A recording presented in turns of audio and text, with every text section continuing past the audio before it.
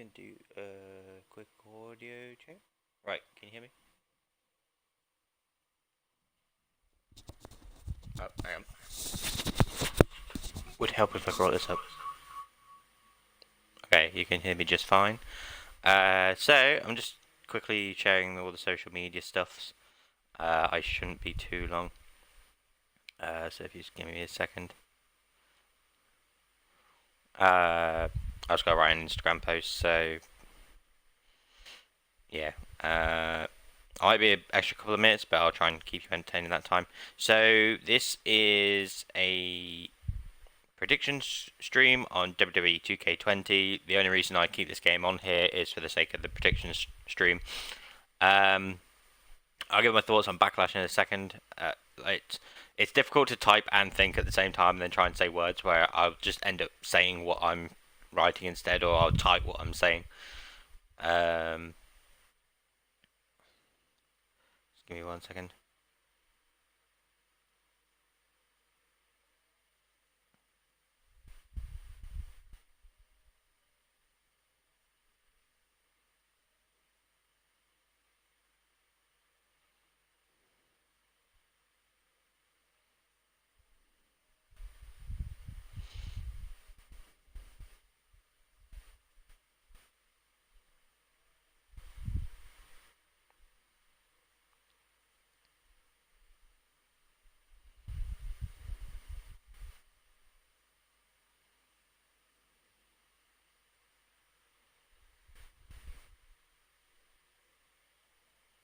Give me 1 second.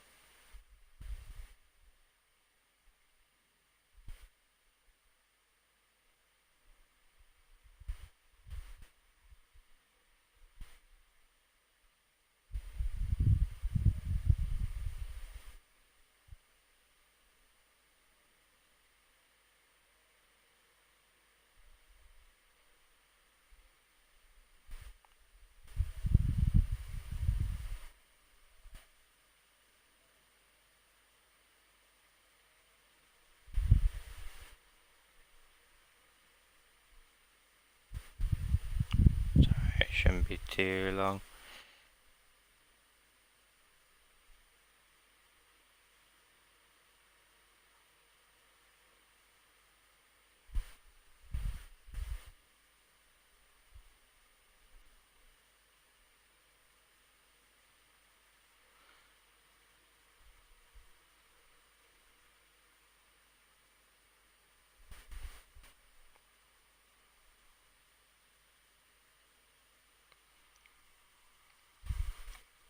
So it's taking a little longer than usual.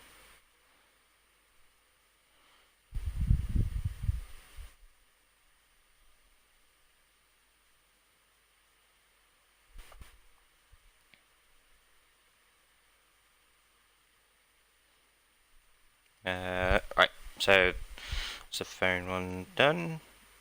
Just need to share it on Facebook and Twitter. I would do it before, but I just want to make sure it all works before I start sharing anything, then it doesn't work. I had that with Spec Ops The Line a few months back, where I wanted to stream it, so I put out that I was going to stream it, and then it turns out Mixer doesn't allow you to stream it, so I wasn't able to, so I had to change it. There we go, and then it's just one more.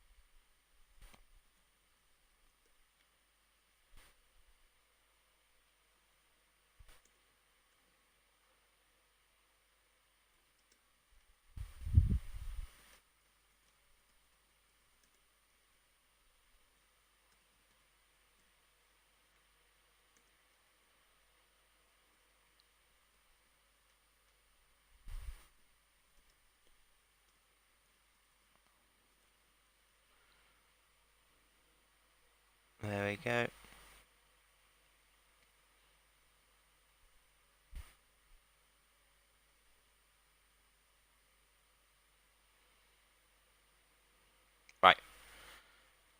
should be done. Okay. So this is my prediction stream for Backlash 2020, which takes place tonight. I'm currently recording this on the Sunday. The reason I'm doing it now is because I've been sort of like busy the past week, hence why I've not really streamed as much. Just been like hanging out with friends, talking to whoever, trying to like apply for jobs and stuff. Because there gets to a point where it's like you sort of need something to do. Like just sitting inside is a bit like I don't mind having a job where I can either work at home or I can actually go out there and work. But I think just sitting at home doing nothing after a while it does get a bit difficult. But I think I've coped a lot better than a lot of other people have. Like I don't see why you can't just stay in. Like it's just one of those things that makes me laugh. Where it's like people complaining because they can't go out yet when they had the ability to go out, all they did was stay inside, and it's like it's basically for them the fact that they now can't do it, despite the fact they've had plenty of opportunity to do it. They just never wanted to. But I think that's to me that's just human nature is always wanting something you can't have, and like especially when you're told that you can't have it, then it for some reason makes people want it worse, and it's like the self control is ridiculous. Anyway, enough about me ranting about stuff. So this is actually a stream for WWE Backlash 2020. My predictions on them. Since the last one, as some of you know, I follow a group called Cultaholic. They were part of What Culture, they then went off and did their own thing. In my opinion, What Culture have literally downgraded since then. Basically, Cultaholic point out some of their flaws, and then you sort of notice it more if they would point it out. Whereas What Culture to me it was heavily negative. Like it was always. So, for example, Cultaholic when they do videos about certain wrestlers, they go like 10 things you didn't know about such and such. But when What Culture did it, it's 10 things WWE want you to forget about. So basically, it's like implying it's like, oh, we're sticking it to them by telling you these facts that you shouldn't know or they don't want you to know, but we're going to tell you anyway. And yeah, it's like they're so heavily biased towards like anti WWE essentially. Like they've gone full. Like I think from what I've heard and when I've watched some videos, they've gone very heavy on pro AEW compared to WWE. Like I get that everyone has their own like opinions on what they prefer and stuff, but surely as a like provider of wrestling content, you should probably be non-biased and stop crapping all over one company compared to the other because it's the cool thing to do. And like none of the people there interest me in the slightest. Like literally all the interesting ones are the ones that left. So when I did watch What Culture, it was Adam Blompier, Anna Pacitti, Ross Trudell, Jack the Jobber, I know it's Jack King, and then you had Ben Potter and Peter Austin who were part of the gaming series. So when Pacitti, Blompier, Jack Ross, and then Sam Driver left as well. Like Sam Driver, it was sort of like it was just in the background most of the time for What Culture, so I didn't know about him too much. He appeared in the occasional video, and then like he's become more of a personality through Cultaholic.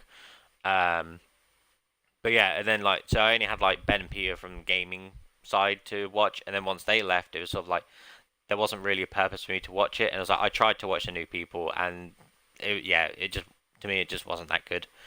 So I basically stuck with Cultaholic since day one. And as I was going to get to in the first place, is basically, as you'll notice, I have this tendency to start sidetracking. But a few weeks ago, someone in the Facebook page suggested we do group Zoom calls like every weekend to discuss wrestling for a bit. And basically, I decided to become part of that group. It's like the first time I've actually interacted with like other wrestling fans, and yeah, it's actually been quite nice. I think we've done 4 so far, or 3. Our third one was last week, where a few of us, we actually watched NXT Takeover in your house together, and then we're joining up tonight to have a little catch up, and then we're gonna watch Backlash together. So it should be fun. We've started this whole predictions tournament.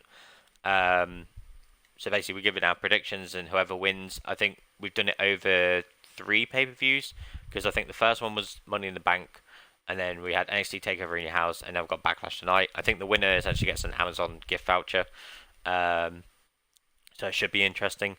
Um, and a fun thing on the Courtaholic podcast that went out on Friday, one of the people in our group put a question out and mentioned the group chat, and it actually got asked on the podcast, and I was like, "Oh, I'm part of that." I thought it was pretty cool. So I was just like immediately sharing with whoever, going, "Oh, this bit in this question, like I'm part of this question type thing." I was like, "Oh, it's so exciting."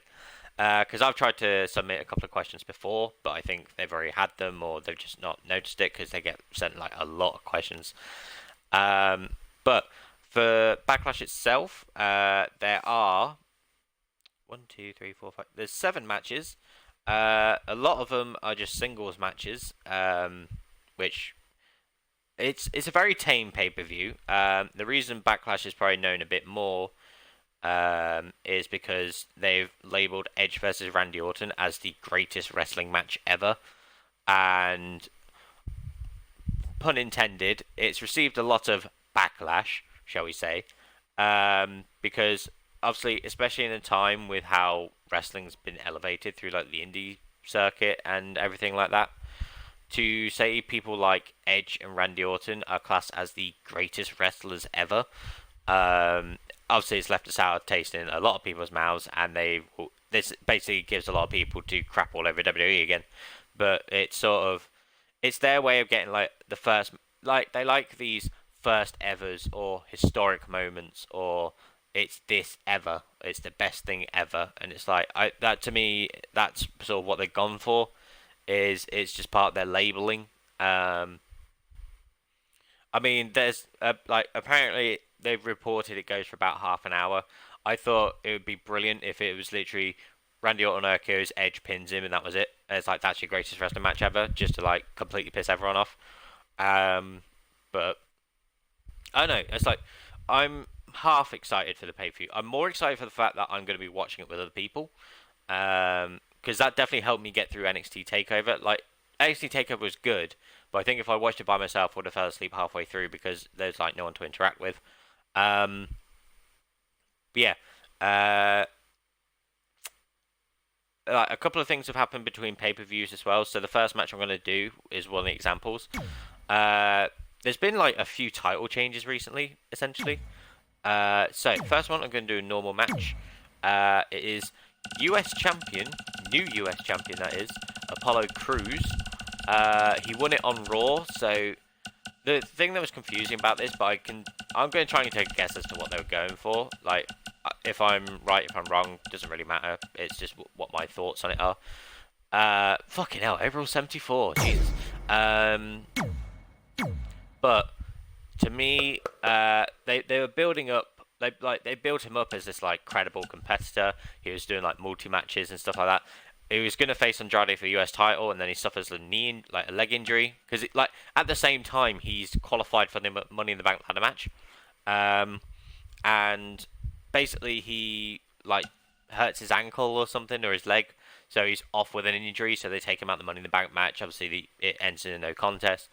He then comes back a couple of weeks after Money in the Bank, going back to fighting Andrade, and gets the US title shot, which he ends up winning.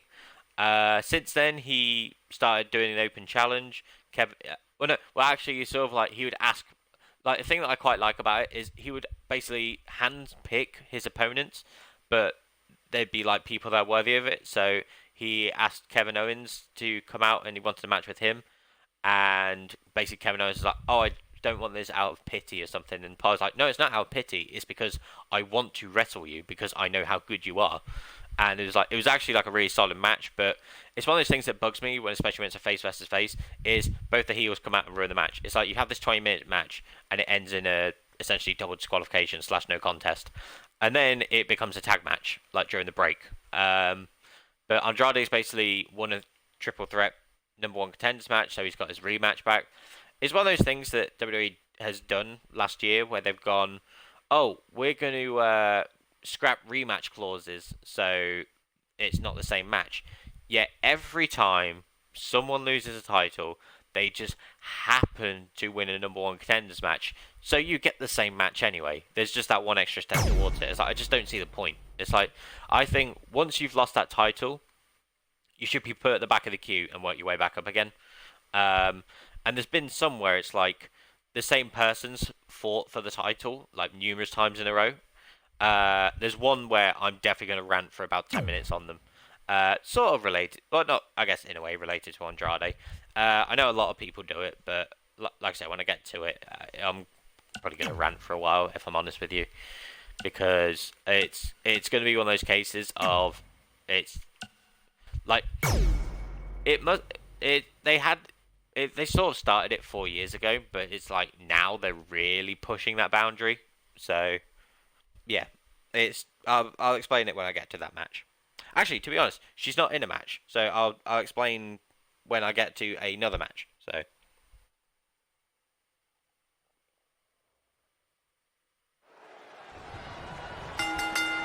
the third generation luchador Andrade is coming into this US matchup carrying his family's rich legacy with pride. Yeah, maybe a little overconfidence and cockiness too. I'd say more than a little. So one time I asked Apollo. Here it comes. Stay away from the worm. It's locked in now. Andrade, apparently a change in plans here. I don't know why. He seemed to have him right where he wanted him. Oh, man, right to the arm. Hyperextend your elbow. Here's Cruz with some offense. I picked Apollo because obviously he's recently won the US title, so it's even a bit unfair for him to lose it considering how well they've built. But they've actually built Apollo quite well, and like, I think they tried this a couple of years back. It just didn't work out for some reason. It's not looking good where for him they here. tried to give Apollo a bit of character. This match grinded him down a little. I think it was just during a phase where everyone was like, Apollo Crews setting a very good pace now. Apollo unleashing an all-out assault. What's a character? Andrade always seems to rise to the occasion in high-profile matches. Corey, there's no what character. exactly do you think Andrade's game plan will be moving forward in this now match? Andrade may be tranquilo outside the ring, but he has no shortage of ruthlessness when he steps between those ropes. If he's able to keep up a frenetic pace, it will only be a matter of time before he has enough momentum to get the W. Prove his worth. Like, he's proven that he has what it takes to become a champion, and he'll be basically he's determined to be a strong champion. There was an interesting point between the Apollo and Kevin Owens match where there was like there was a slightly heel move on Apollo's half, like Kevin Owens kicked the gut and he played it off, but he got hit in the groin, and then whilst he's being checked up on, he does a bit of a sneak attack on Kevin Owens. I thought that's quite like an interesting edge to Apollo. It's like he's doing whatever he can to retain his title and take advantage. So it'll be nice to see where they go from there. But I think Apollo could be a good champion if they let it happen for a few months. The worm. Applying pressure to the leg and back here. And he releases the hold. I don't think he had it fully locked in. Submission. Oh, I'm in the ropes. Get the ropes. Ah, look at me. Ah. Oh, boy. Setting up for a oh, wait. I should beat everyone else. Oh, look at this glitch. This game is awful. It's the worst. A third time? Like, literally, stuff like that. That's the only thing I've got, is where they freak out because they're sort of intertwined with like the rope or something else. But it's not game breaking, it's not super buggy and blah blah blah and all this stuff. I think maybe that's for physical ones, because I've like the only thing I had was like that New Year bug where it would crash the game when you started it. And other than that, I've not really had anything that's like majorly bad. Like the story's terrible, but gameplay wise is very solid. Like it's been just fine for me. Here we go, Byron. But maybe it's just me. I think it just got a lot of bad situation. He was the favorite for this match, but that's changing rapidly. Andrade is dropping dangerously close to zero. Essentially, to me, that is just wrestling fans in general. Great counter. Any excuse to crap all over wrestling, but still continue to watch it / play it. Scooped up. Anyway, Apollo and Andrade. Yeah, like I said, I've got Apollo to win. I think he can have a good few month title reign. Here we go, Byron. I'm not trying to picture who he could lose it to because things change and maybe they're developing something which we haven't found out yet. Like, that's one thing that always makes me laugh about people, is they long for someone to be a champion for so long. And then the second they get it, they think of who's going to take it off them. It's like, can you not just appreciate who the champion is. You've always got to think a step ahead. Yeah, it's like, I don't know, it's just the thing that bugs me is, I can't remember where I heard it. I would not be showboating if I were in the shoes of It was a Apollo very Crews. solid argument where it Down with the Samoan drop. wrestling fans for months, like, I think they brought it up about Seth Rollins at one point. It's like, for months they want him. The second they get him, they turn on him. It's like, yeah, we've had it now. We don't want him now. Yeah, he's champion. Cool. We want someone else. It's like, that's why there's no top superstar in WWE, because fans won't give the time for that person to be a top superstar, and if it's not the one they want, i.e. Roman, they'll crap all over it. Like, they literally pushed through it with John Cena, and look where John Cena is now. Like, look at his credentials, and yeah, if you look back on it, it actually wasn't that bad. I think it's just, especially now, it elevates the smarkiness of fans, He's been going for his core all night, it seems. They want everyone to be champion, but no one to be champion at the same time. Because the second that they don't start winning, they're buried, they're this, they should leave, they should go here instead. Here we go, start the count. I don't have time for people, to be honest. I think like that's the thing I like about the group that I'm in. Like, we're very sound-minded when it comes to opinions and stuff, and we're not like, you know, like obviously we all have like who our favourites are and who we want to be champions, but we can agree with what the story's trying to tell us and work from that, not just keep fantasy booking and then complain when our fantasy booking doesn't happen. Yeah, we've learned to appreciate it's their story, they're telling it, and it's our way to react to it. But we're not in control of the story, so yeah. Apollo Crews has him up. Yeah, I think Apollo versus Andrade could be a very solid match. Like, they're both really good in the ring. I think once they start giving Apollo a bit more character, then people will definitely get a lot more behind him. I mean, people started to get behind him when he was actually building up again. It shows just how well someone naturally being built up works compared to being forced down your throat. Here is your winner. Oh look, all the sweat's gone. Big pinfall victory here tonight. Yeah, I forgot to No, do this is the kind of loss I yeah, thought Andrade. I've got Apollo to retain. I think one of the major complaints about this pay-per-view is a lot of the matches are predictable, basically based on recent weeks. So, for example, with that one, Apollo only became US champion 2 weeks ago, so it seemed a bit unfair for him to lose the title immediately afterwards. Another one, so I'm going to do this one. I'm going to see if I can make it elimination. I guess I can't. This is going to be interesting. So, let me see who I've put. Okay, so, are they a thing on this? Yes, because, no. Wait, which WrestleMania is this one? 2K20. So it would have come out late last year. It said 35. Oh yeah, they should be a thing. Right. Dun, dun, dun, dun. Right, so, a couple of weeks back, for some reason, well actually last week, come to think of it, Bayley and Sasha Banks won the Women's Tag Team Championships off Alexa Bliss and Nikki Cross, because Alexa Bliss and Nikki Cross were going across both shows. And at the point, it was going to look like Alexa Bliss and Nikki Cross are feuding with the Iconics. And then, out of nowhere, Bayley and Sasha end up winning the tag titles. And then, the Iconics on Raw come out and complain, saying that they were meant to face Alexa Bliss and Nikki Cross, and now that they aren't the champions anymore, it becomes a triple threat. So, you've got the Iconics. Let me just get one. So it's the Iconics, but Bayley and Sasha Banks versus the Iconics versus Alexa Bliss and Nikki Cross. Again, this whole rematch clause thing, Alexa Bliss and Nikki Cross in there are basically because they're former champions. So essentially, it's their rematch clause. Oh look, they do acknowledge that they're a tag team. Right. Title match on. Arena. Let's change to Backlash again. I might every now and then just keep forgetting to change it to Backlash.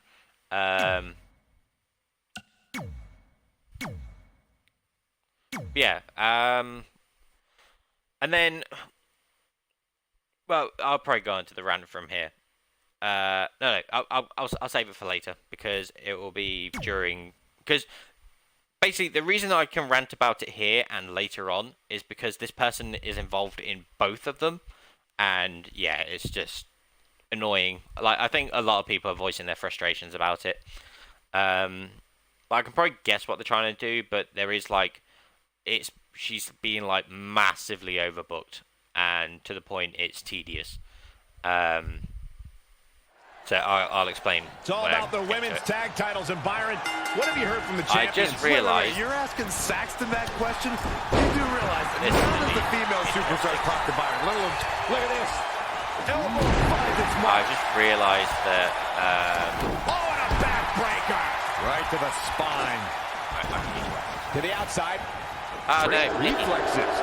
Just sending a message there. Right, tell you what. I'm just going to quickly quit out. Situations. I want to see if I can make it elimination, because if not, I would be there for a very long time. So I'm gonna see if I can make it elimination. So let's try that again. Bailey. Nope. Sasha. Look, they've even got matching uniform. What's her name? Billy Kay. Where is she? There she is. I like the range in overalls. Somehow Sasha Banks is only an 80, whereas Bailey's an 86. I guess because Sasha between last year's game and this year's game, you can sort of see why. Because Bailey had a lot more success than Sasha did.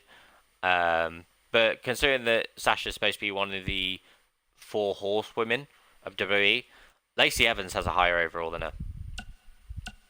It's like, you know, Ember Moon has an 83 for crying out loud. Like, Sasha's only got an 80. It's a bit, you know. And, like, I'll be honest, I'm not the biggest Sasha fan.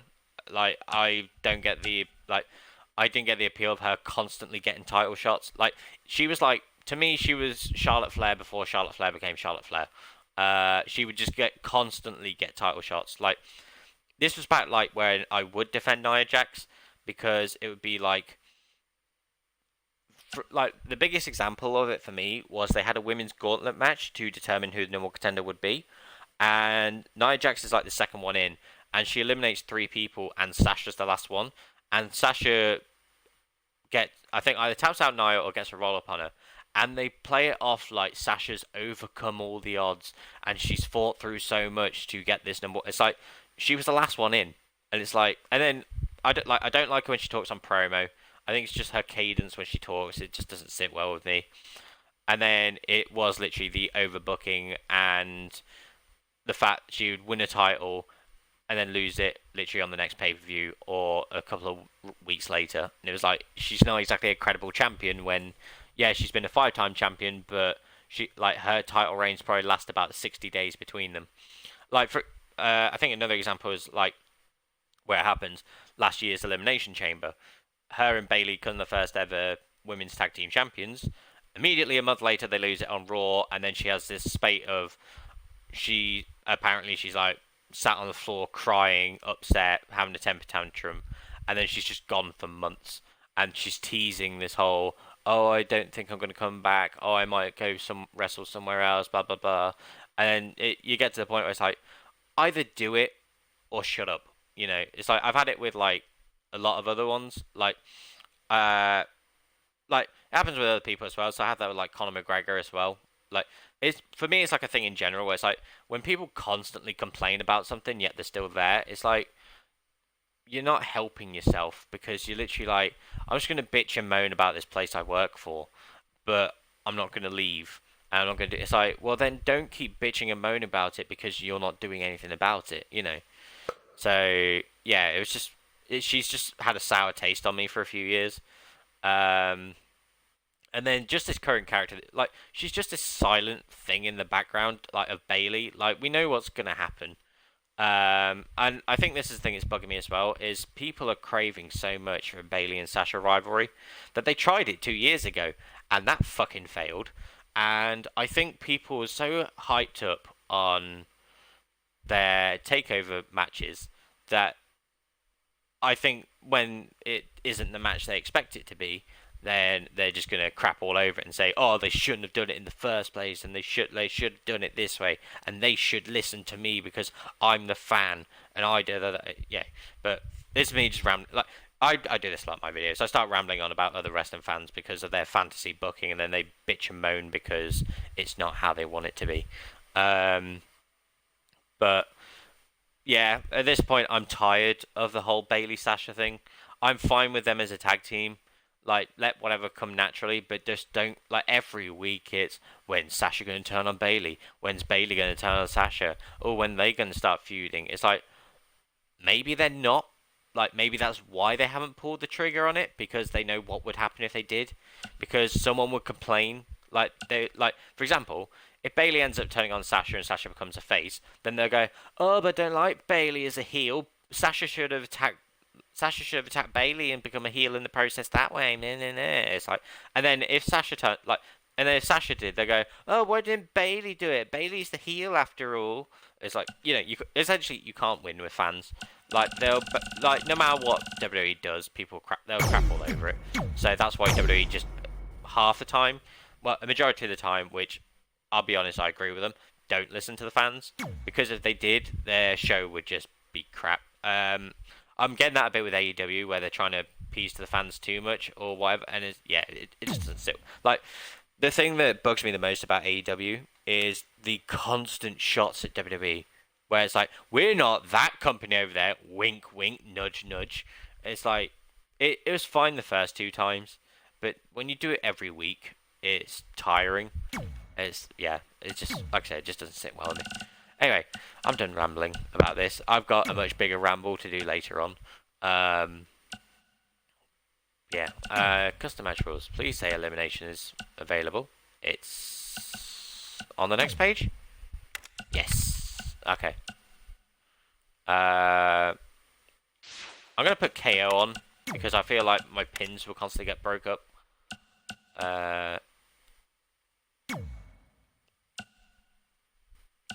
That'll be fine like that. Don't really care about weapons. Except, did I put title match on? Yes. Yeah, so anyway, Bailey and Sasha won the tag team championships a couple of weeks ago on SmackDown, or last week. I'm sure it was last week.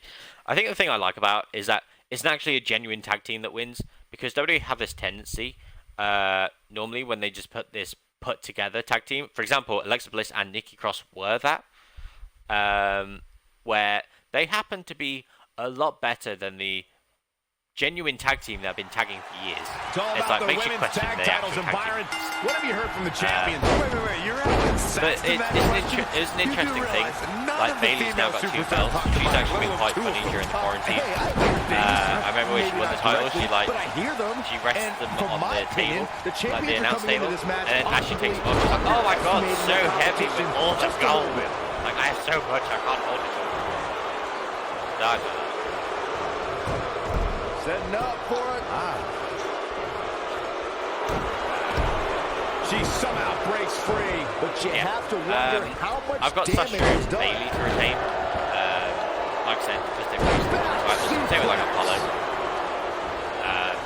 It's probably building up for something later on, but I'm not going to speculate how to do it. I'm just going to let them do it in their own time.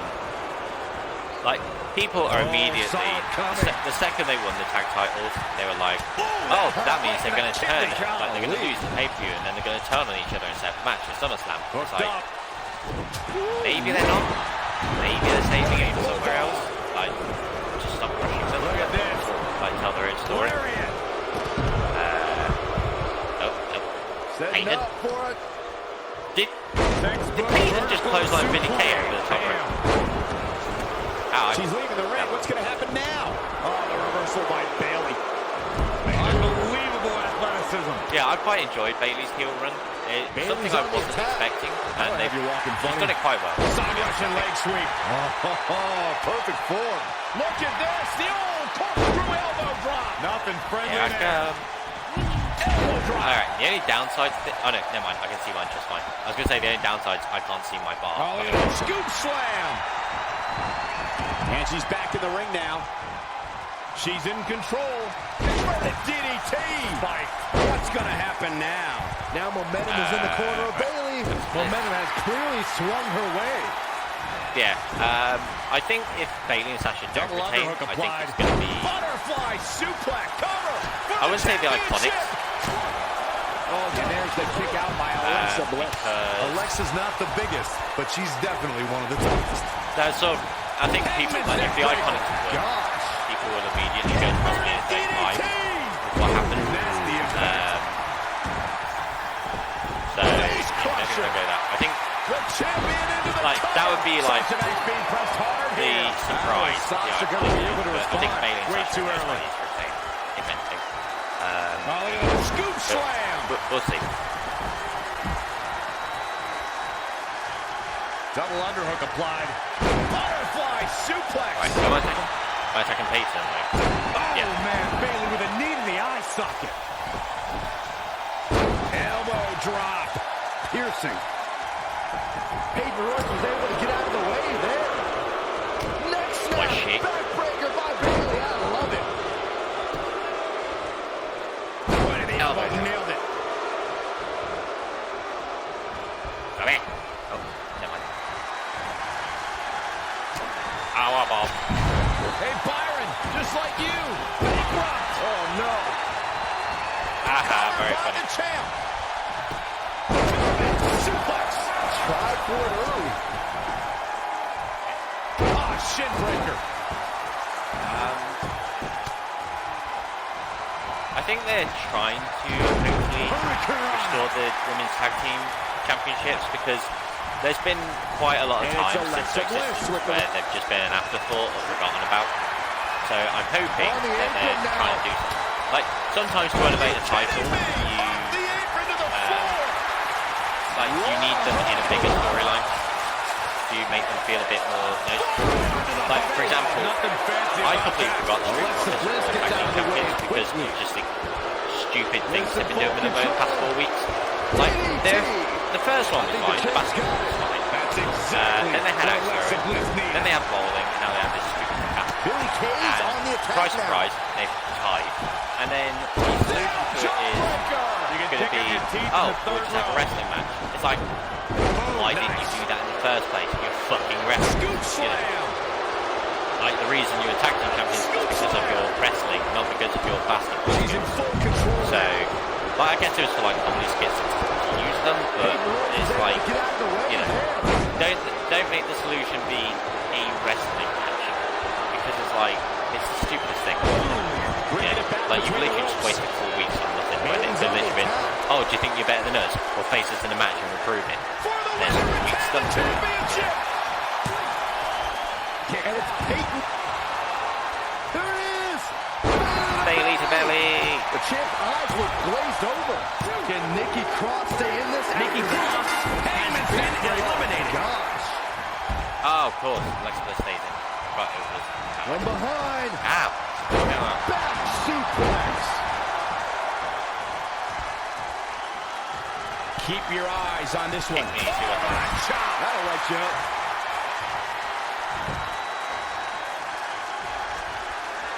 Hey. Ugh, twisting the body. This is, look out. Big mistake there, Corey. Because she knows that now. Butterfly suplex. 2. And that's right there, guys. With an exclamation point, no less. Nikki, you're out. Okay. Nice back rotation suplex. Here she goes. From the top. Nope. Oh, an elbow drop. Oh, piercing elbow. Tap her out, that's it. Oh, there's anything left in these superstars' bodies. Yeah, the tank is being emptied. Her signature move is that suplex. Here we go. Peyton Royce has been eliminated. Oh, here it comes. Bailey's belly. Please say chest elbow drop. The title Go to the might top. change hands. Will the second time do the trick? Yes. Elbow drop. From the top. Randu Here comes Savage. Bayley. Oh, You I have to okay. hand it to the new champion. Bayley was just hungrier tonight. These women put on quite a show. Here's another look.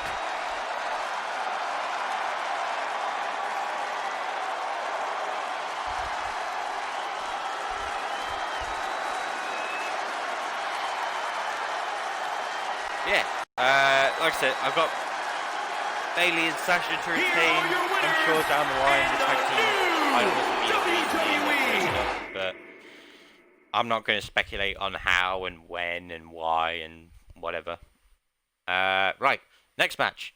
This has been a interesting one, to say the least. It is Sheamus versus Jeff Hardy. So, the story is, Jeff Hardy's returned after several months after having time off due to being arrested and, you know, for DUI and all that stuff. I mean, what's new with Jeff? And then they came back roughly the same time Sheamus came back, and Sheamus is annoyed that Jeff sort of got the bigger ovation compared to him. And basically he's going on about how Jeff is a junkie and all this stuff. So basically they're bringing real life into the situation. There's an interesting start to one of the Raws where Elias found like unconscious in the parking lot. There's a bottle of booze and there's Jeff in the bushes. So it's assumed Jeff did a hit and run and he doesn't know because he's drunk and blah blah blah. You immediately point out that it's Sheamus, and I assume Corbin worked with him because Elias is taken out and Corbin and Elias were feuding. And like Jeff Hardy is supposed to face Daniel Bryan for the IC title, like in the tournament. So Sheamus ends up getting his place, but then Jeff comes back and basically interrupts Sheamus. So they've set up this match. There's a very interesting segment on SmackDown where they get Jeff to do urine tests to prove that he's not a junkie and all this stuff. And basically someone's immediately found it. I think it's from like 2006, I'd say. It's Shawn Michaels, and like I'm guessing he's having a similar thing or whatever. And basically they use the same line where basically he grabs the jar of urine and he goes, "Oh, it's better to be pissed off than pissed on," and like throws the piss in Sheamus' face. The piss. Sheamus' reaction to it is priceless though. But I've gone Sheamus to win because I think they'll play on to it's Jeff Hardy 100%. And Sheamus will basically make the most of that. So I'm intrigued to see where they go with it, but I think Sheamus is going to win. I'll be honest, I was kind of hoping that Sheamus was going to win the IC title because it's like the only one that he hasn't won, and that like there's rumors with his spine because like I think he's got like some like spinal issues. I can't think exactly what it is, but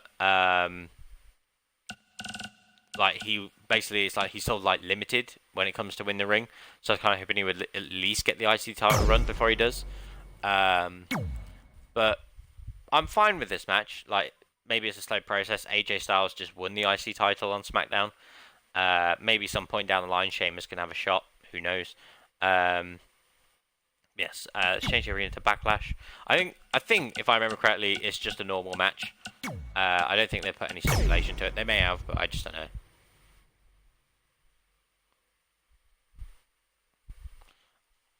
But yeah, I think this would be like maybe a quick 10-minute match. Who knows? I guess we'll see.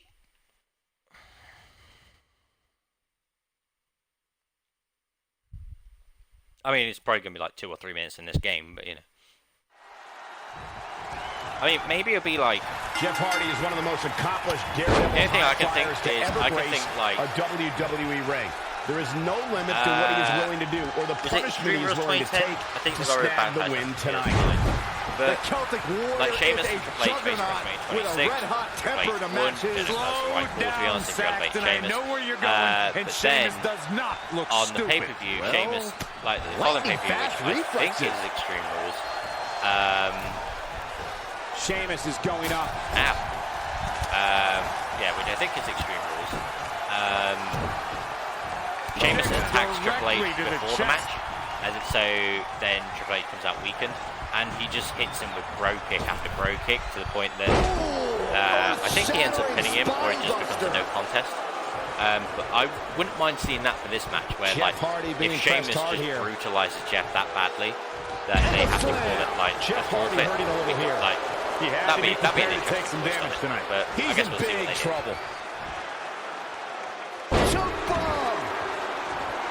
Yeah, apparently like Elias is out for a very long time. Like I don't know if the injury they were claiming is just their way of writing him off. Jeff Hardy is a competitor who's willing to put it all on the line for the win. How do you counter an opponent with that single-minded drive? One of the downsides of relying on aerial offense is the setup leaves you open to attack. They just like play it off I say you let Hardy go for those daredevil maneuvers and then make him pay for it because then he's more vulnerable. We've certainly seen Jeff crash and burn in the past, but that's never stopped him from taking risks again. Endless knee strikes. Byron's right there. We have to see him crash and burn a lot of cylinders. The advantage is squarely in his corner.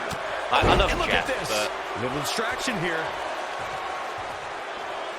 Bro, that sort of works out fine because Matt Riddle's actually coming to SmackDown. Imagine, oh my God, imagine if on SmackDown. Check out Jeff Hardy. The first one is Matt Riddle and Sheamus. If it is, I'm gonna laugh and I'll basically just go, this happened in my game. Matt Riddle interrupted Sheamus against Jeff Hardy. That's either sheer genius or complete stupidity, Cole. But who knows?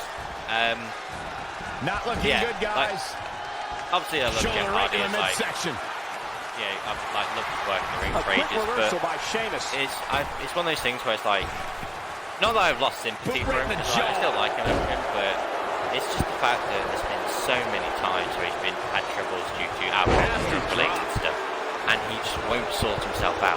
And it's like, I guess you can only be like sympathetic. Like, it sort of goes on what I was saying earlier. Like, you can only be sympathetic for so long if they can't help, if they won't help, like, if they won't help themselves. Not that they can't help themselves, it's that they won't. Like, you give them the solution to help them, and they refuse it. And you're sort of like, well, what else can I do? Like, I can't tell you to do this, I can't do that, because if you won't accept the help, then gets the shoulder. Wow. Oh, what's it going to take? Get out the ring. Get yourself thrown out. Get yourself thrown out. I dare you. Get yourself thrown out. Now Sheamus nice try. making him pay. There we go. Oh, never mind. Disqualification. I win. Thanks, Matt. I'll take the win due to Matt Riddle. Oh, I'm dizzy. And Sheamus is your winner. Yay, I guess. Woo! I'll take that. If that happens on the pay-per-view, that would be amazing. But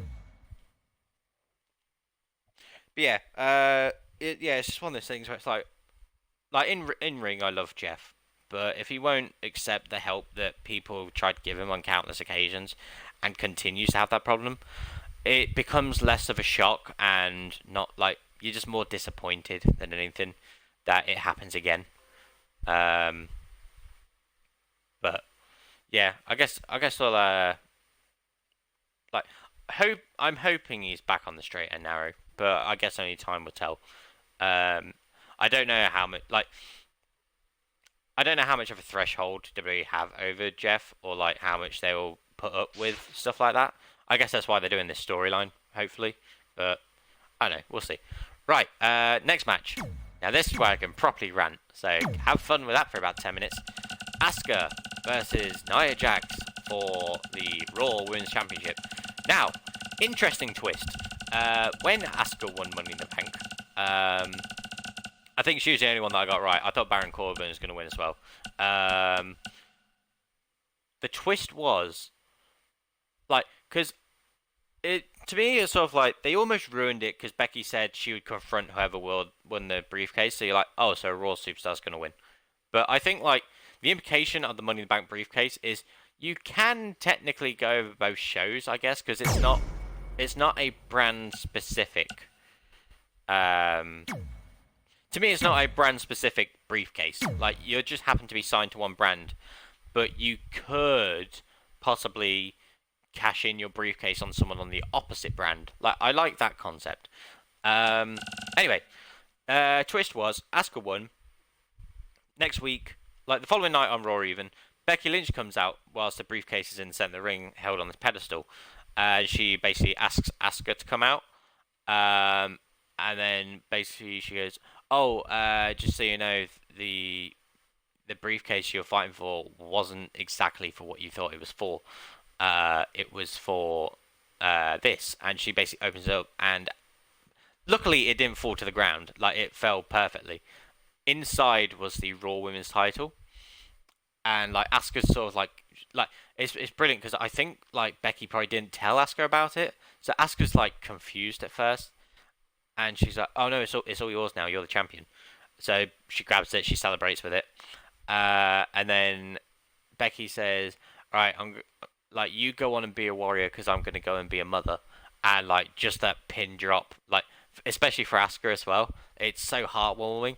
Where like she's like, "Mother, you're gonna be like," she literally's like, "Oh my god!" Like, she just figures out that Becky's pregnant, and like she's going away for a while.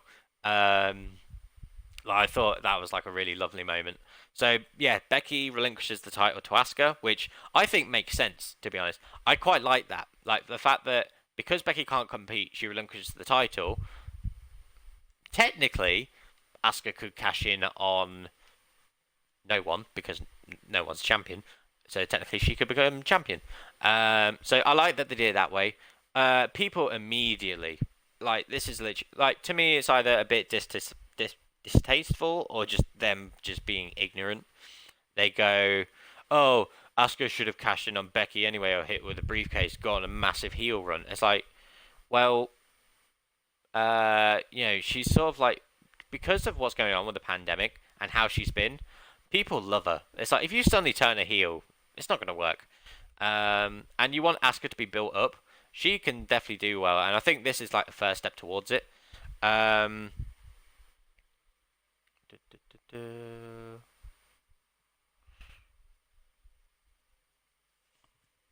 Just give me one sec.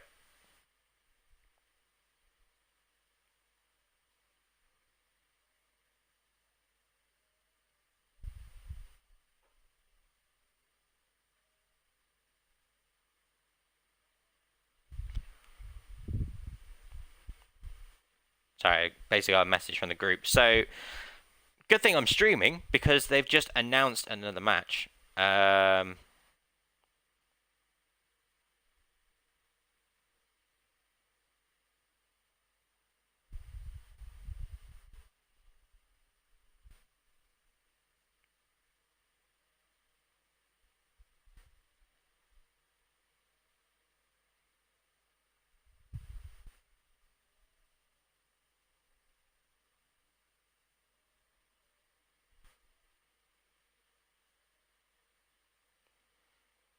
Yeah.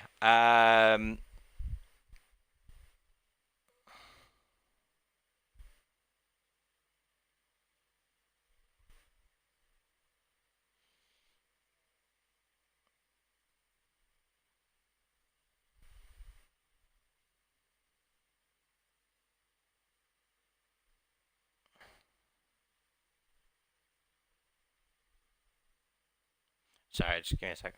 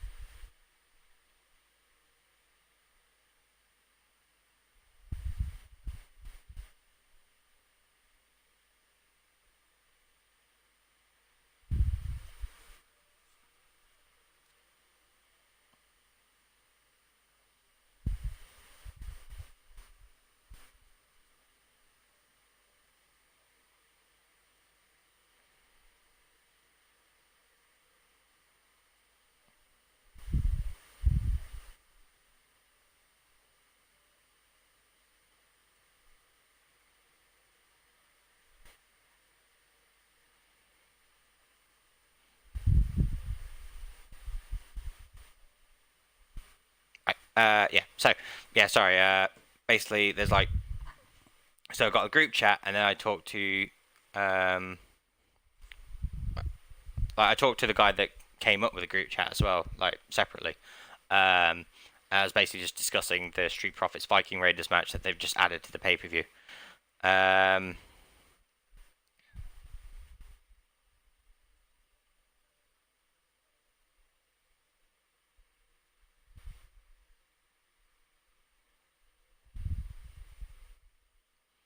Yeah. So yeah. So they've just added Street Profits and Viking Raiders, which I think I just discussed earlier, where it wasted the 4 weeks of the whole. Why did they have these stupid segments with the basketball and the axe throwing and the bowling and the decathlon if you're just going to settle it in a wrestling match? I have like two possible outcomes for it. Either it's going to be a no contest because haha funny they keep tying on everything, or I think Street Profits are going to win, but at some point down the line I'm thinking Lashley and MVP are going to beat them for it, because a couple of weeks ago MVP criticized the Street Profits for doing these stupid segments rather than, they're literally like, you're the tag team champions and you're going bowling. It's like, and he's like, literally Lashley, it's like, see, people like this is why, it's why, this place isn't as like good as it, and you should like, and this is why pick people like Lashley, because he actually wants to win.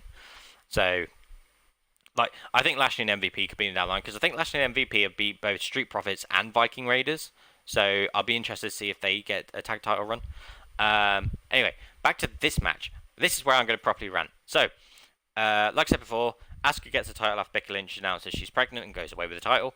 And then, yeah, people are immediately like, oh, Asuka should have hit Becky with the briefcase and turned heel. Or, oh, Shayna should have come out and choked Becky and, like, been the ultimate heel. It's like, and then they go, oh, well, if Becky was pregnant, why didn't Shayna just beat her at WrestleMania and then Becky go away that way? And then it was also like, they had Becky, and then Shayna has a promo where she's like, oh, I don't care that Becky's pregnant. It just gives her an excuse to basically not fight me anymore. And it's like, it's a complicated thing because, like, well, she did just beat you at WrestleMania, so that's 1 point invalid. But then it's like, it's her just being basic heel, sort of like Corbin is. And then people immediately going, how dare she say that with Becky being pregnant? Meh, meh, meh. It's like, oh, it's like, But you can't, that's why it's so difficult for someone to be a bad guy, but it's difficult for someone to be a good guy. If they're a good guy, they're bland and boring. If they're a bad guy, they're cool, so people cheer them. And anytime they try to be genuinely hateful, people crap all over it. And it's like, Anyway, so they have that. Then, at one point, Nia Jax attacks Kairi Sane. So it's building to Nia Jax and Kairi against Asuka. Makes sense. Then they have a triple threat number one contenders match with Nia Jax, Natalya, which came out of nowhere, and Charlotte Flair, who is the NXT Women's Champion. This is where I'm going to rant. Charlotte Flair, ever since winning the NXT title, which, to be honest, she didn't need, especially looking back on it, has been on every single show ever since. She's been on Raw, she's been on SmackDown, she's been on NXT, she's been on Raw, she's been on SmackDown, she's been on NXT. It's like, if that was the case for an NXT superstar, then why wasn't Rhea Ripley up on all three shows? Why wasn't Shayna Baszler up on all three shows? Like, it's this whole, like, it started in 2016 where, like, Charlotte's being overbooked and overprivileged. And it's like, I get they're trying to sell a company, and apparently Charlotte's their top woman, but you're so heavily overbooking her to the point people hate her. Like, they really hate her. Like, people start going sour on Becky because of this whole, like, being the man. Like, when she was feuding with Shayna Baszler, she wasn't taking it seriously, and then people started sour on her. And now that she's going away, people are fine with it. But yeah, Charlotte's not going anywhere anytime soon. And it's like Roman Reigns from 2015. People didn't want it to happen, but WWE are going to continue to force it down your throat to the point you resent her and every single thing she does. And like the biggest example is like her being the NXT champion is like, she was supposed to elevate NXT talent. Here's what happened. She never lost it in NXT. She had maybe 2 matches and won both. And if she was going to lose, i.e. to Io Shirai, she would hit her with a kendo stick and lose by disqualification. So technically Charlotte doesn't look bad in defeat. And then, at TakeOver last week, she doesn't even get pinned in the match. So technically, she's still protected. So who did she really elevate? No one, really. Because Rhea Ripley's sort of dropped down. Like, Rhea Ripley's become like an afterthought in it. Like, she's lost credibility because she lost in that match and also she lost at WrestleMania. And basically, yeah, looked like she didn't have a chance against Charlotte. And if Io pinned Charlotte, that would have worked. But she pinned Rhea Ripley. And yeah, and then Charlotte immediately, following night on Raw, forgets, doesn't even acknowledge that she's been NXT champion. She's just back to normal, and she's getting a fucking title shot. And it's like, well, they end up not making it a title shot, but they announce it's for the Raw Women's title because she's beat Asuka twice in 2 weeks. And then, yeah, and then to make it worse, Bayley and Sasha come on Raw as the tag champions. Iconics come out and basically say, hey, we're supposed to fight for the title, so we want a title match. And then Charlotte comes out, all smiles, like I said before, forgetting she's been NXT champion and just lost it. And going, oh, you're all just trying to be me because you're champions. Hello, I'm an 11-time champion. I'm this. And then she makes herself a tag match, brings Asuka into some, like she has control over the champion somehow. They end up winning because of Charlotte. And then Charlotte attacks Asuka, so she still stands tall. So your 2 bona fide tag teams, again my previous argument, where a tag team that's just formed together and can't coexist somehow beats the champions and a bona fide tag team, and then they still have a match later on, and Charlotte fucking wins again. But only because Nia Jax gets involved. Luckily it wasn't a title match, because I think I literally would have stopped watching if they made Charlotte champion. Like, if Charlotte won the title there and then, I would have turned it off. I would have just gone, fuck this, I'm not watching it anymore. I would have gone back to 10 years ago. Any women's segment, I'll skip. Because it's not worth watching if it's Charlotte Flair. Like, it's so... She's so overbooked. And it's so annoying. It's like, she, at this point, as much as she's contributed to the women's revolution, she's going to be the result of piss break matches again, to be honest. Because every time she's on, it's like, even when she loses, she looks like, oh, I lost. It's like, she doesn't care. It's so, it's like, I get, like, and that's the thing. I don't even know if she's a good guy or a bad guy. Like, I guess she's meant to be a bad guy because there's a whole bow down to the queen. But, yeah, it's like, she's fluctuated so much. It's hard to tell what alignment she has. And, like, I'm not going to say, oh, you know, you can't just turn around and say, oh, she's working you really good if she's a bad guy and you're getting annoyed by it. It's like, I'm not getting annoyed by her. I'm getting annoyed the fact she's being overbooked. And she's making everyone around her look weak. She's immediately, whatever potential push there could have been for Asuka is gone. Because she's lost to Charlotte 3 times. And it's like, and even when they won together, Charlotte still got the upper hand. And it's like, why did Charlotte have to be involved? I was like, I'll be honest, this feud I was intrigued with because, like, I know several times Asuka has overcome Nia Jax, but just think how credible it makes Asuka already as a champion if she beats a much bigger person like Nia Jax. But they had to throw Charlotte in there. Now, next part of the rant. Nia Jax. Fair enough, she wins the number 1 contenders match. I was happy about that. I think if Charlotte won, I would have been even more pissed off. It would have been surprised if Natalya won. Like, yeah. Natalya's character has gone everywhere again. Because she got annoyed at Shayna because she doesn't know what it's like to be a mother. Natalya has no kids, by the way. So she doesn't know anything about being a mother. Apart from maybe her family. The only thing she's mother to is 2 cats, which I don't want to point out the obvious. Cats, humans, 2 different species, raised a bit differently, you know. You can't just, well, I was going to say you can't give a baby milk all the time, but it's like, well, babies want milk, but you know, you can't feed them cat food. You can't feed them this. You know, you can't go, oh yeah. But anyway, as much as I rant about that. So Natalya was Lee's favourite to win. I was going to be annoyed as hell if Charlotte ended up winning. So Nia Jax ended up winning, which, fair enough, because literally last week she attacked Kairi Sane. So I was like, well, we sort of knew that Nia Jax was going to feud with Asuka. Then, what's the way to put this? So Nia Jax has come under criticism on numerous times before for being a dangerous worker and unsafe because she's injured people.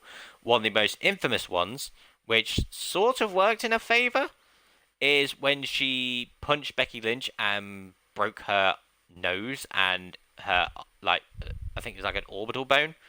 And this was when Becky was like on the epitome of being the man and facing Ronda Rousey. But I think through that, Becky became the man from that.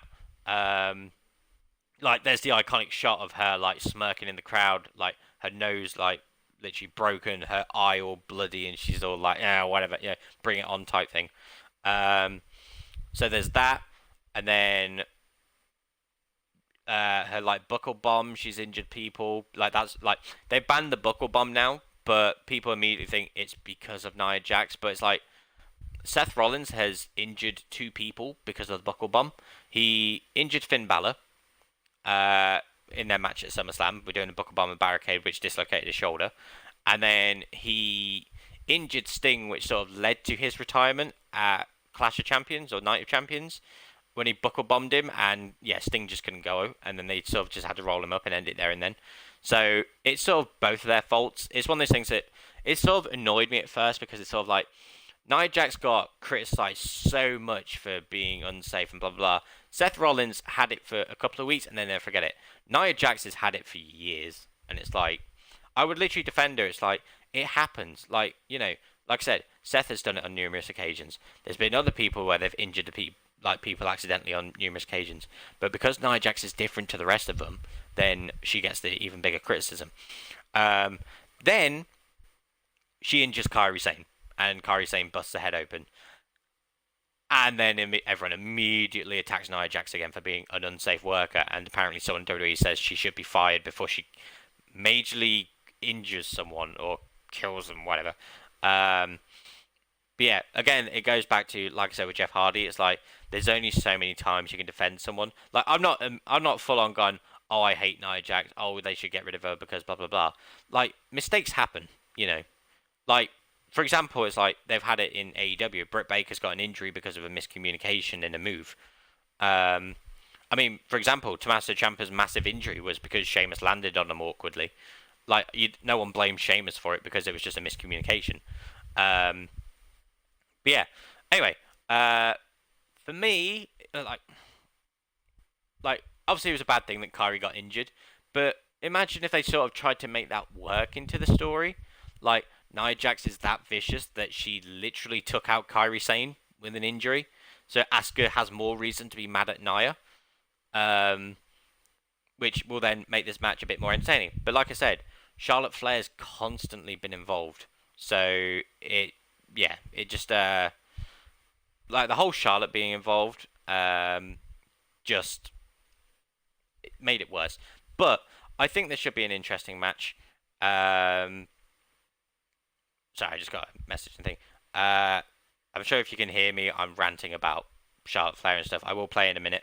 But yeah, but like I said, I'm not going to do a Rumble match. I'm doing Backlash predictions. So basically, I've got this, and I've got 3 more matches afterwards.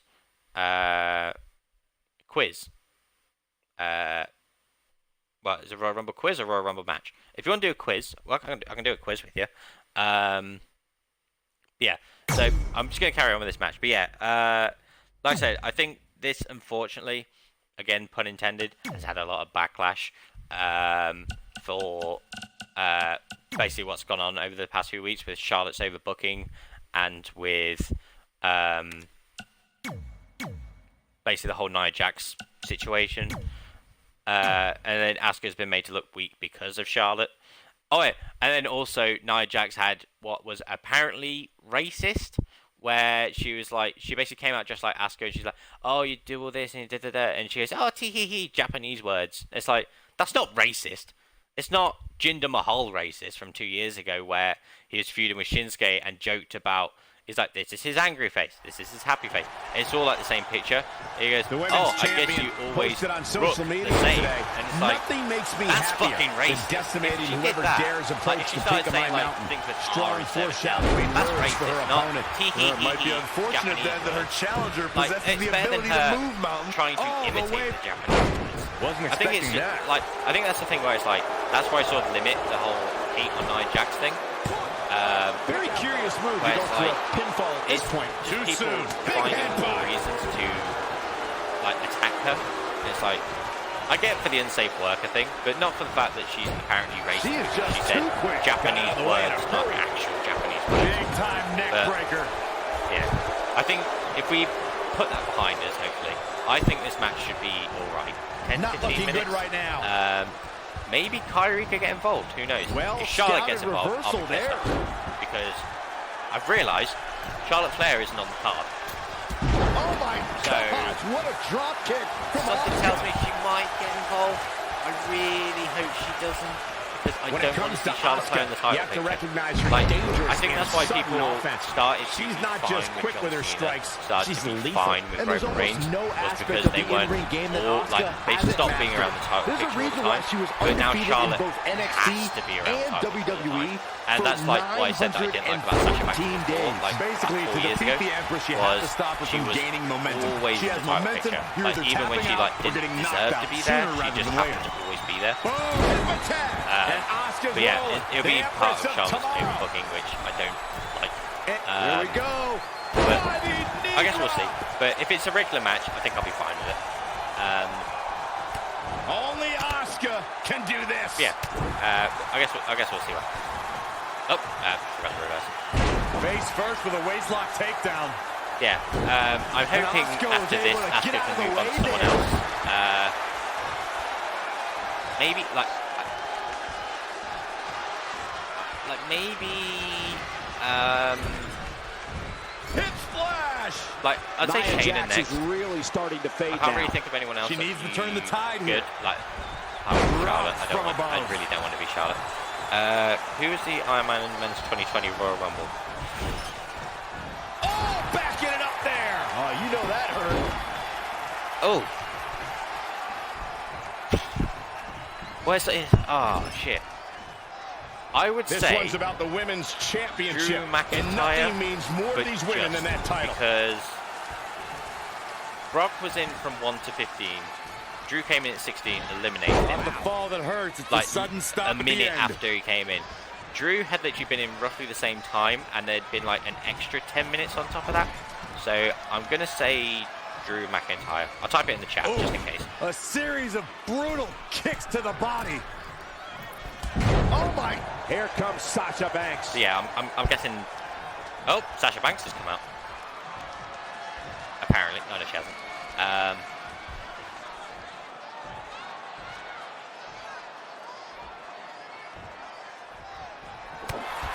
Sasha, no. She is Kick hit. to the gut. Uh-oh, here it is. Bankrupt. Oh, no. You saw that, ref. Ref, you saw that. Looking for the quick pin. No. She's got a long way to go before she should be thinking about a pinfall victory here. Yeah. I'll be intrigued to see where we go next, but like I said, I've got Asuka to retain. It'll hopefully put a bit more Captured credible the leg. compared to losing to Oh, Charlotte. no. Asuka lock. Let's do the Asuka lock.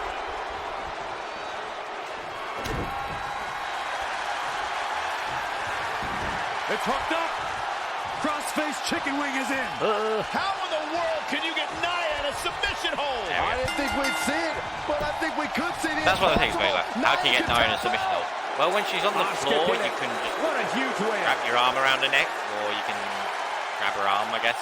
They're like, just because she's Some will bigger say it's doesn't mean it's all over impossible once for her in a Asuka's submission war hold. mask came off.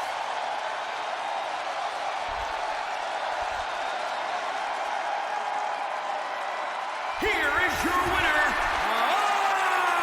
Asuka. Oh, I'll tell you what I did recently watch, because now I've just heard his voice. Dangerous as ever. Now that's the kind of win you can build some momentum off. I don't know, like, this was the first one I've actually sat through. But Chris Van Vliet, who does interviews with, like, wrestlers, he did an interview with Greg Hamilton the other day, and it was actually, like, a really fun watch. Because Greg Hamilton's the ring announcer, and, like, he's known for, like, there's the 1-4, his best in the world was Shane McMahon, his pronunciation of Shinsuke Nakamura, and, like, just in his interview, it's amazing to see this, like, just, like, what his technique is for it, like, where he started in his, like, career and stuff like that, and, like, how he got to WWE. It's, like, it's a really interesting watch, and, like, the only reason I knew about Chris Van Vliet was because I was watching Quizlemania on, like, Parts of Unknown. Question: Has Dolph Ziggler been an Iron Man in a Royal Rumble?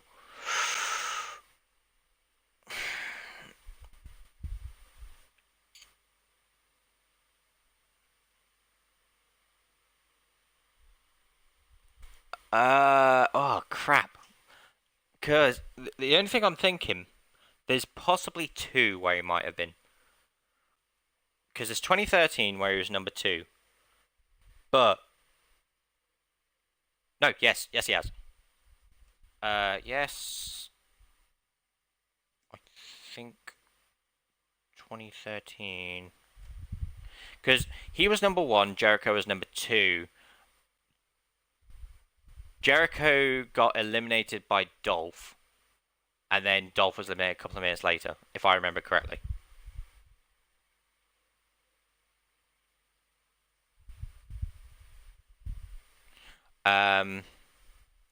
Right, so next I'm going to do a handicap match. I don't think you put the title on the line though, so this should be interesting. Handicap, 1-on-2 tag. I don't think it's Tornado. Right, so Braun Strowman is...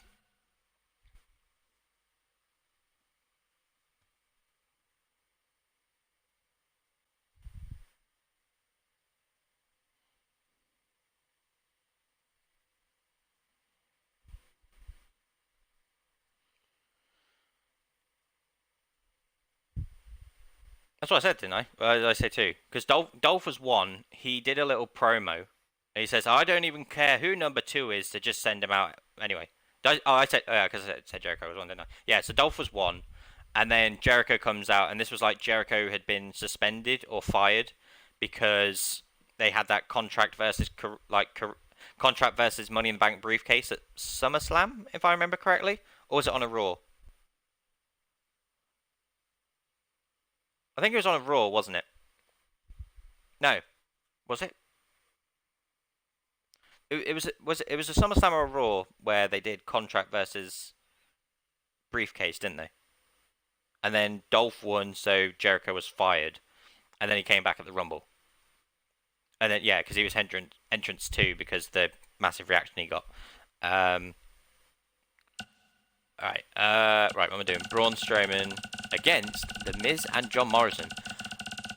Interesting, considering they had Bray Wyatt versus Braun Strowman at Money in the Bank.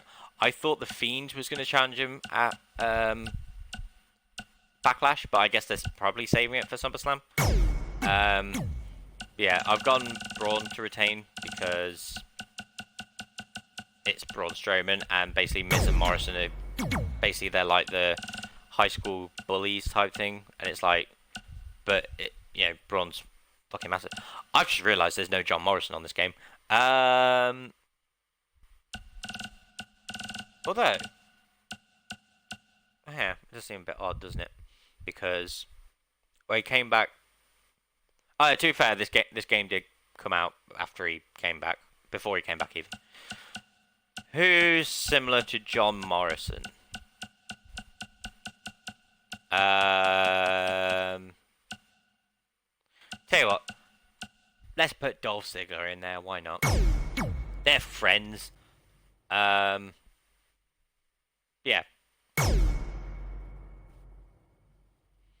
I tell you, I've got 3 matches to do after this actually, because we've got Drew McIntyre versus Lashley, Edge versus Randy Orton, and then the new match of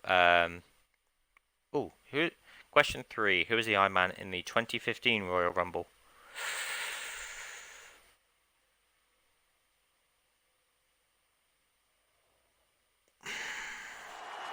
In a handicap match, what's in it for the team with new... Sorry, I'm trying to think of it. When did Dean Ambrose come in? He came in later. Was it Roman Reigns? Because they had that ending that lasted 10 minutes with the whole Rock coming out and attacking Big Show and Kane, and then Rusev trying to attack him. It didn't work. So I'm going to take a guess Roman Reigns. If not, because I think Big Show came out last. Big Show must have came 30th like 4 times. Oh, hang on. Let me think. Before you answer it, let me think. So, because Dean Ambrose was in for a while, but I think he came in later.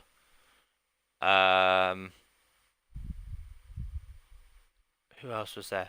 Who was in first? Miz was in from 1 to 18. Who was 2? R-Truth, but he went out quite early. Yeah, Bubba Ray Dudley. Bray Wyatt eliminated people for a while, but I think he got eliminated in the middle somewhere. Obviously Daniel Bryan went out quite quickly. How long did Bray last? Because he had like a good run for a bit, but then did Roman eliminate him?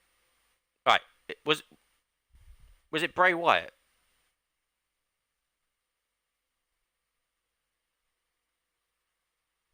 That's the only thing I'm thinking. Oh yeah, see, because I couldn't think when because I know Bray was in early because he was like number 5. Or was he 4? Because it went Miz, Truth, Bubba Ray Dudley, Bray Wyatt, or was it Luke Harper? I think it was Luke. It was Luke Harper first. Then Bray Wyatt came out, and then they eliminated Bubba Ray Dudley. Then Curtis Axel was meant to come out at 6, and then Rowan attacked him, and then they had that. They were teasing the whole them fighting each other, and then Harper was going to turn on Bray, and then they threw Rowan out. Well, he threw Rowan and Harper out. Like technically Rowan wasn't in the match, but then he threw Harper out as well. Then. Oh, who came out first? Because it was like... Was it Boogeyman first? Or was it... Because it was like... There was Zack Ryder, who got eliminated.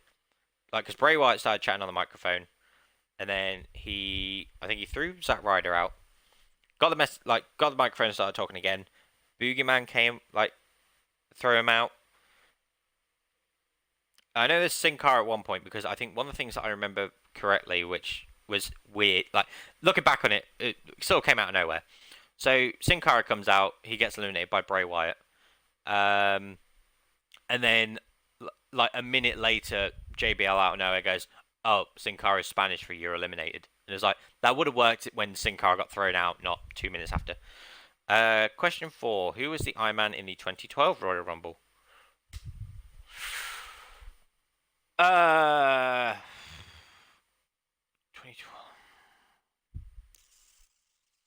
Crap.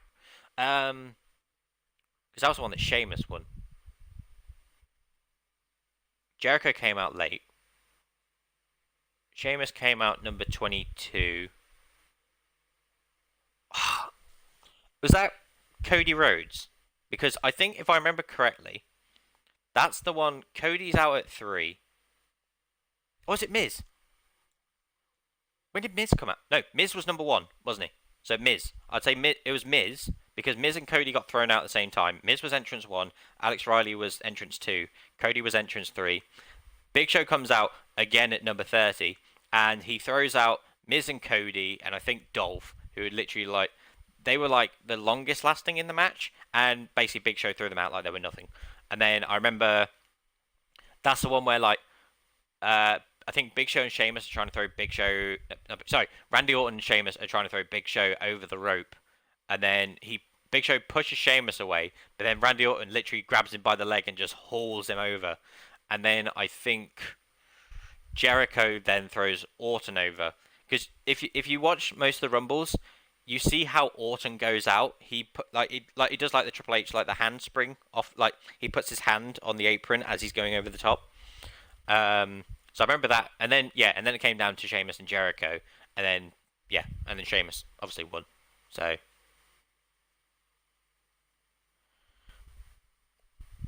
yeah, so my wrestling knowledge is like I can recall stuff normally as I start talking through it. Abdominal stretch. It's locked in. This is a great way to wear down your...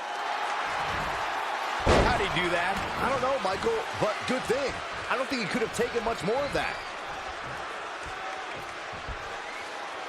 Textbook vertical suplex. Bam. I was going to say, it's very convenient that I have... the monster on my man. Look at the power. Question 5. Who eliminated the most people in the 2015 Rumble? Oh, bloody hell. Let's see. Bray eliminated. Who did Bray eliminate? I guess it's Harper and Rowan counts. Harper, Rowan, Sin Cara, Boogeyman, Zack Ryder, Daniel Bryan. Possibly DDP. Bray Wyatt? If it's not Bray, then it's Roman, I think. So I'm going to say Bray Wyatt.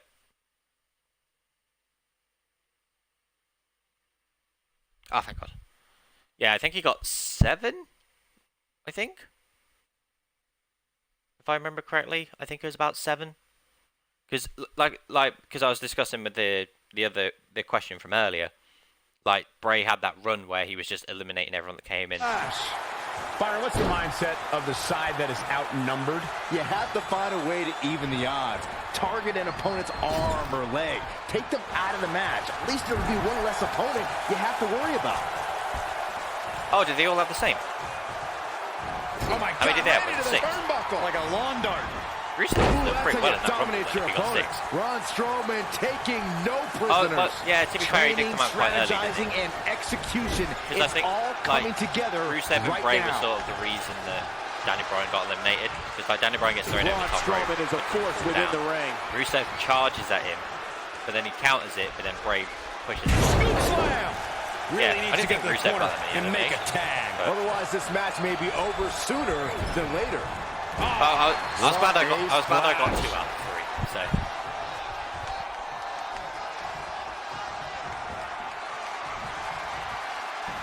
First, Strowman lifts you up. Oh my gosh, from what heights?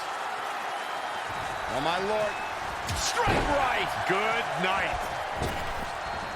Yeah, I'm just going to run and power slam him, and then I'll knock Dolph off and then pin him. Make it nice and quick.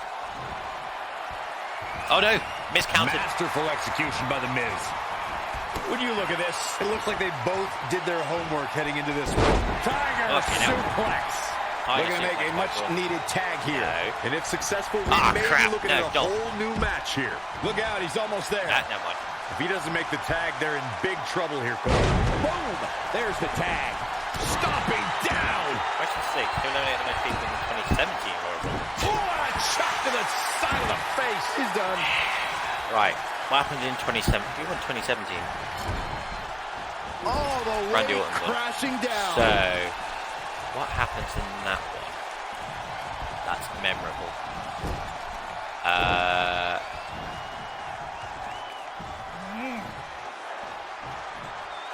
Tossed into the turnbuckle. He's in control. Randy Orton's in late. So I don't think it's him. And down. 2017. David Bray Wyatt reunion. Brock had a good... Oh, because that was the one with Brock... Yeah, because that was Brock, Goldberg, Taker, Roman all near the end. Brock got a few, but I don't think he got... I think he got maybe 4. I don't think he started throwing everyone out. Body on body. Wow. Needs to make it to the corner here, so Corey. difficult. Oh, you're absolutely Who was right, in Cole. earlier? There's no way around. Braun Strowman, because I remember... Oh no, Braun got eliminated early. No, it wasn't Braun. Or is it Braun? No, because Braun definitely got eliminated. Shit. It's confusing. Braun was entry number 7. Sammy was number 8. But I don't. No, it was Braun because Braun eliminated. There was like Kalisto, Mojo, Big Cass, Ty Dillinger. Because he almost threw everyone out at the beginning. Like there was a big shock that Corbin eliminated him. But because there's that bit where he comes in. Because I remember, that's the fun thing. So you know how I talked about Orton's way of going out? Look how Mojo in like anything over the top rope, he goes out in the safest way possible. It's so slow, just like he literally just jumps over the rope. So there was like Mojo, Big Cass. He grabs Kalisto and he's like dragging him across the ring and then throws him. He throws out James Ellsworth. He throws out Ty Dillinger. There might be another one that he threw out that I just can't remember right now. Because one and 2 were Big Cass and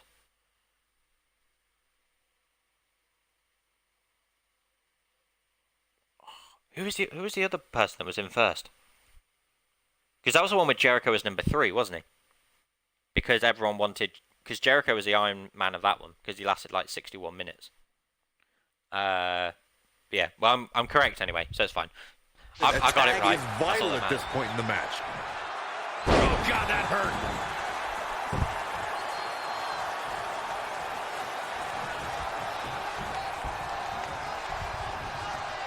Braun Strowman doing a great job of turning that around. You like that? Yep. Oh, that was a very evil act like for it. Dolph Ziggler turns it around. Yet another counter. Yep. It's like they're both somehow one step ahead of each other. Dropkick like Braun. Hoping to make a tag here. And it sounds like there are a lot of people really here want to make a tag the there, exact same thing. I mean, getting closer now. You don't get much closer than this, Michael. And he gets there.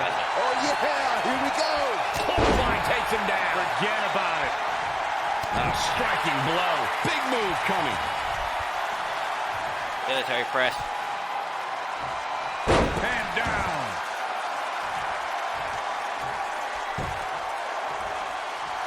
I say, is Dolph going to try and get the hot tag now? But yeah, it's like I don't think Miz is going to win.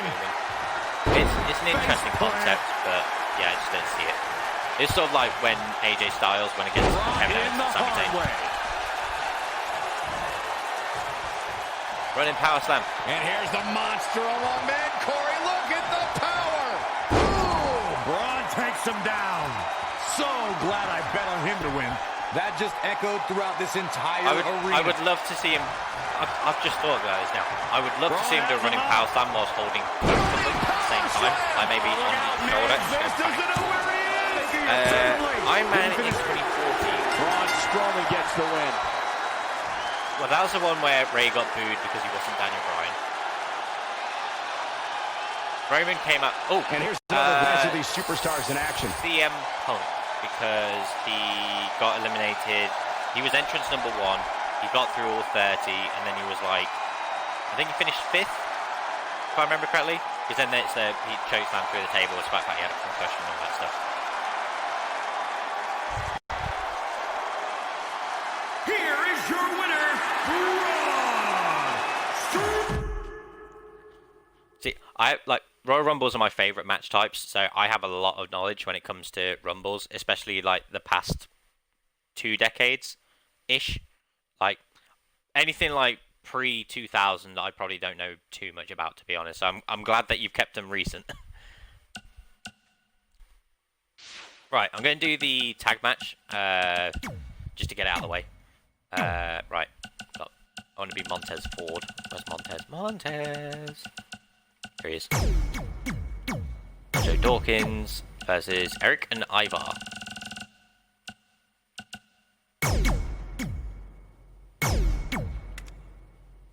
Match options at Backlash. Who do you think would be the Iron Man? Right. Well, that's just a question mark and quit, but that's fine. I'm fine to answer that one.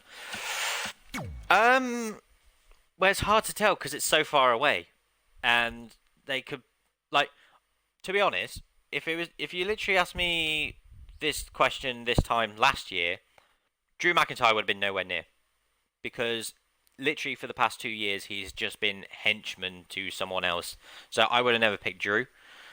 If I had to pick one person to be the Iron Man in the Rumble match for 2021,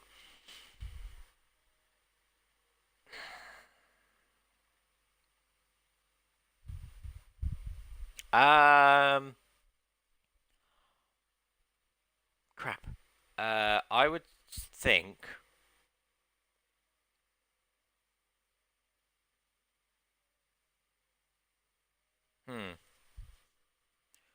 Oh, it's so difficult because there's so many potential people. Do I go with someone that's relatively new on the up and up, or do I go with someone that's sort of around now? I think if he doesn't have the championship, AJ Styles. I think AJ Styles, because I think Seth Rollins has already had his fair share of moments and stuff. I think AJ Styles could have that big run in a Rumble match, possibly.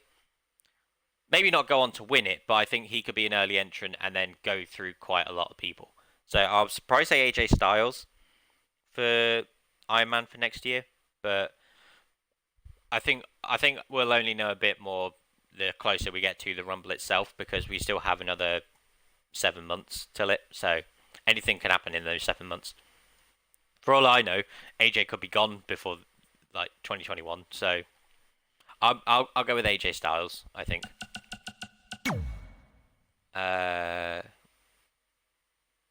there's so much potential for who could be the Iron Man, and like it's sort of the same as asking who would win next year's Rumble. It's like I have no idea because it's so far away and so many storylines could happen.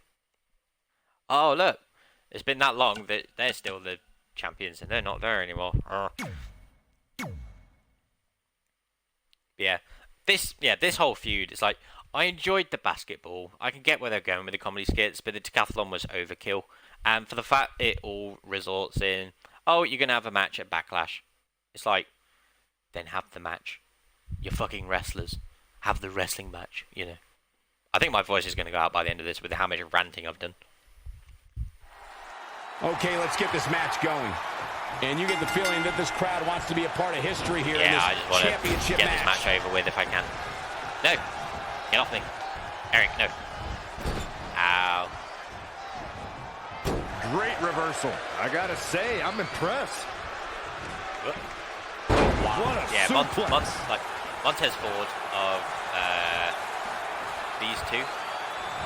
Like Angelo Dawkins is just a lot of and bam. Look out. It's like Montez Ford is sick for his for two. From the top. Elbow drop. Iron Man in 2009. Triple H by a minute and a half. Triple H came out number 8 and Orton came out number 9. And Orton eliminated Triple H effects of that last hit. Triple H. It's decision time, Cole. Does he try to get back on the offensive himself? Underrated or does return he in attempt to make a tag 2009 here? was when Rob Van Dam came back.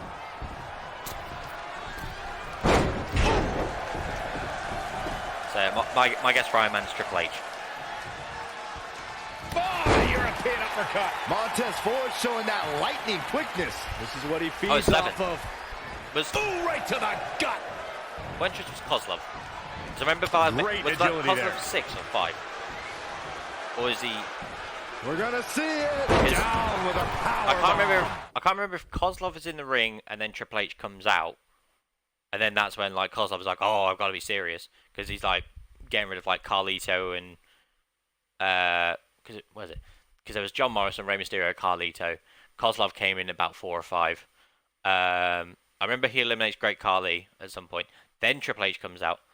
So was Randy number 8 then, if Triple H was number 7? Or was Randy number 9? Because I remember they're relatively close to each other in terms of entrance numbers. Oh no. On a reverse DDT. Bang! When you talk about great tag teams, we can go all the way back to teams like the Tolos brothers, Stevens and Patterson, Stevens and Bockwinkel. This is a long Texas taunt. Outlaws, the Briscoes, the Blackjacks, the Andersons, and the list goes on and on. When you're part of a tag team, the two partners have to travel together, train together, eat together, and be completely in sync with one another.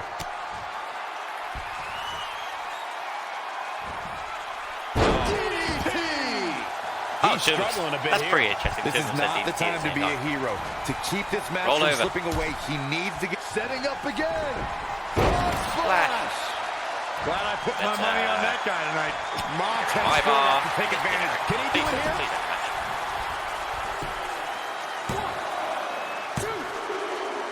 Yay! What an incredible tag team contest. Back to the regularly scheduled program. These gentlemen get after it. Here are the highlights. Here are your winners, Montez Ford and Angelo Dawkins. The shoulders were down for 3, and this one's in the books. Right. Next question. Most eliminations in the 2013 Rumble.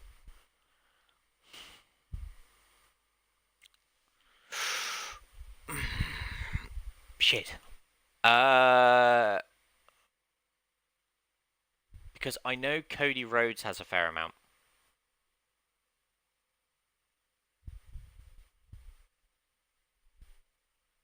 Twenty thirteen. 2013.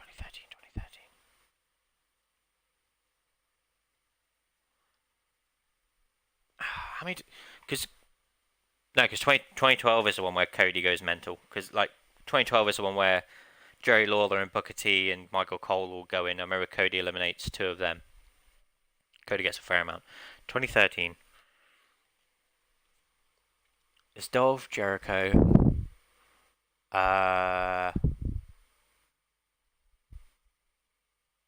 Who won 2013?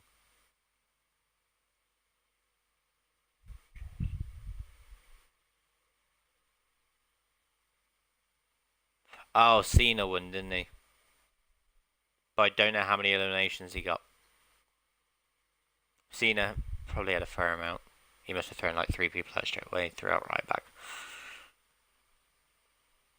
Because he came out number 22, I think, in that one? Or am I thinking a different one?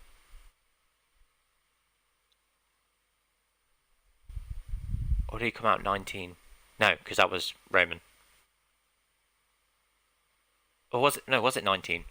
I think it was 19. Like, he came out number 19, I think. Because... Oh, no, yeah. Cena, because if I remember correctly, in that one, there's like 5 people stood waiting for him. And he goes like 1, 2, 3, 4, 5. And he's like, he throws out Heath Slater. He throws out other people, I can't remember. But I remember he just goes on a tear. So I'm going to say John Cena. Because I remember, I think he has like a real, like, I think if I remember correctly, I think he comes out number 19. And he literally throws out a handful of people straight away. Because I know he did the same in 2011, but I remember 20... Oh, it's not. Damn it. Let me think. 2013. Oh, was it? Okay, and he wasn't one of them. Okay, so apparently it's a tie. So there's 2 people. Ah, shit. I don't know how many eliminations Jericho got. Or I don't know how many Dolph got.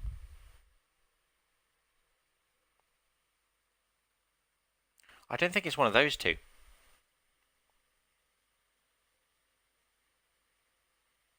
Could be Cody. Oh, it's so difficult. I'm trying to remember all the people that are in there and who actually had significant eliminations.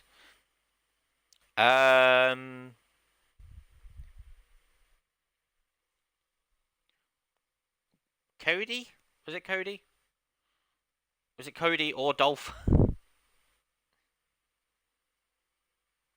I'm going to take a guess. Both are wrong. I don't think Ryback got an all because I think Ryback was number 30. And like I think Ryback only got like 3. Because I know he eliminated Sheamus. I'll guess Cody. Like Cody was one of them. It's not Cody. Dolph then. Dolph must have done fairly well in 2013 because that's the one that Jericho came. This. Oh my god.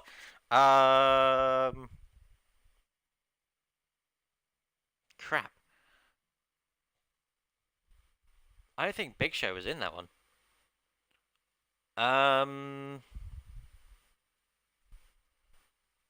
2013. Who was significant in 2013? Because Shield weren't in that Rumble.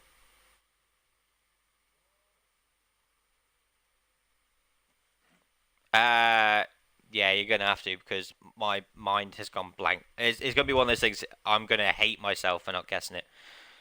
If it turns out it's Ryback or Big Show, I'm gonna be so annoyed.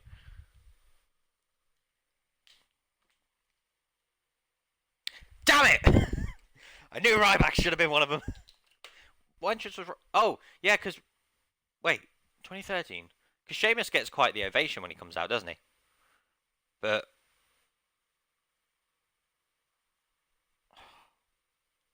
Shield aren't in. Yeah, Shield aren't in that Rumble, are they? Because they show up in 24.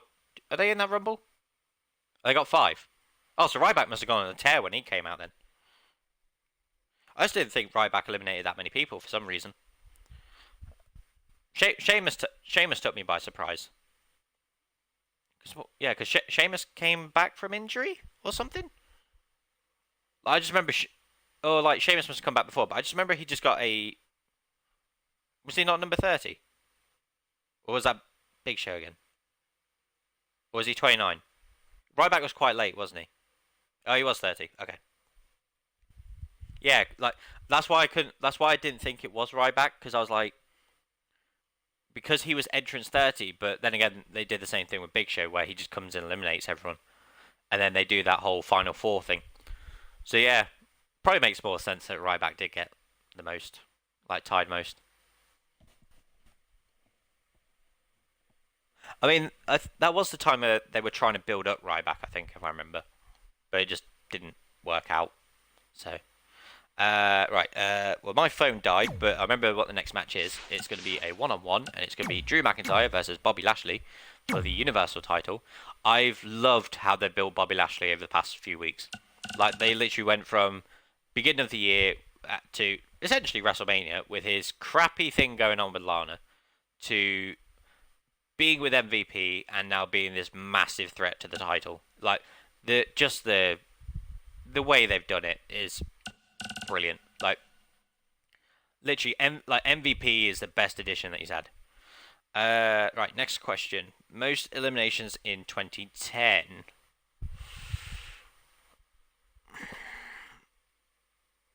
How many did Punk get? 1, 2, 3, 4, 5. What number did Triple H? Because Punk eliminated Dolph, Evan Bourne, Zack Ryder, JTG, Beth Phoenix, but I think he only got 5. John Cena and Shawn Michaels did a fair amount. Triple H got a few of them out.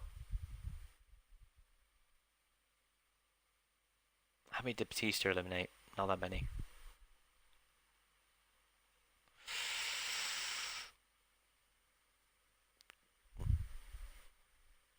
Is it a tie or is it just one person?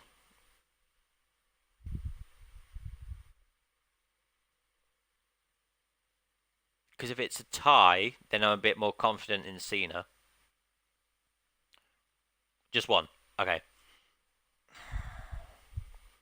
Shawn Michaels, because it's one of those things that there's a phase where John Cena and Shawn Michaels start eliminating people for a bit just between them. I remember R-Truth eliminated both Mark Henry and Big Show at the same time.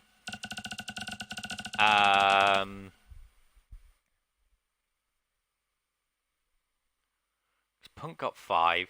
Cena got... How many did Cena get though? God's sake, there's so many of them. I don't want to guess. I don't want to guess Cena because I think it's wrong. I don't think he actually. To be honest, I think he only eliminates 4 people. I think he's the reason Batista gets eliminated later on. Jericho gets eliminated by Edge. 6. Okay. Right, let me do Punk's one. Punk got Evan Bourne, Dolph Ziggler, Zack Ryder, JTG. Yeah, because JTG comes out first and he just attacks him. Zack Ryder, he says he has potential, hits him with a microphone. Great Khali tries to get in, Great Khali slaps him. He eliminates Beth Phoenix. But then he gets eliminated by Triple H. If I remember correctly, I think Punk only has 5. How many does Triple H have? Triple H doesn't get many because he gets eliminated by Shawn. Shawn gets...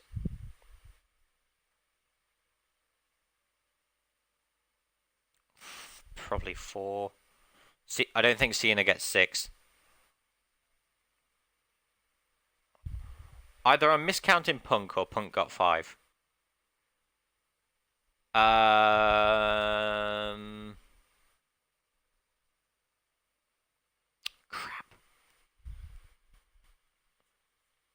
Evan Bourne, Dolph Ziggler, JTG, Zack Ryder, Beth Phoenix.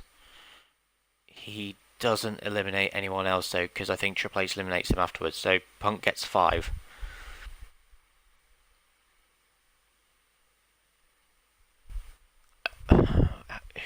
Batista comes out number 30.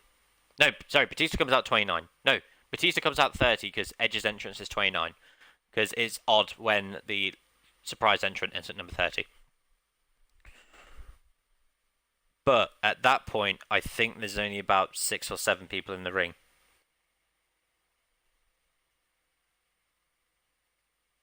Cena? I'll take a guess, Cena.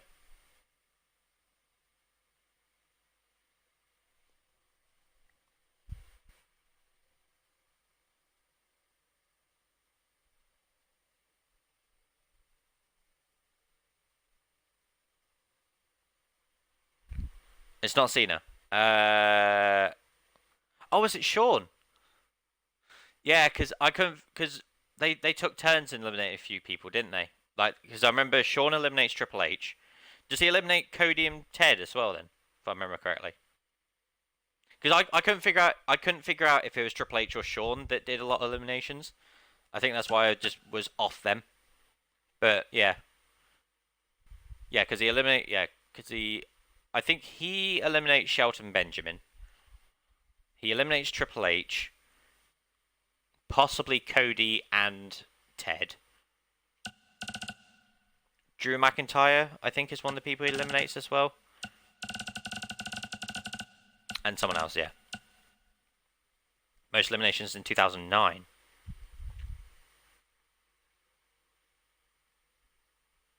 Oh, bloody hell. Well... Triple H gets a few, but so does Randy Orton. Randy Orton RKO's Big Show.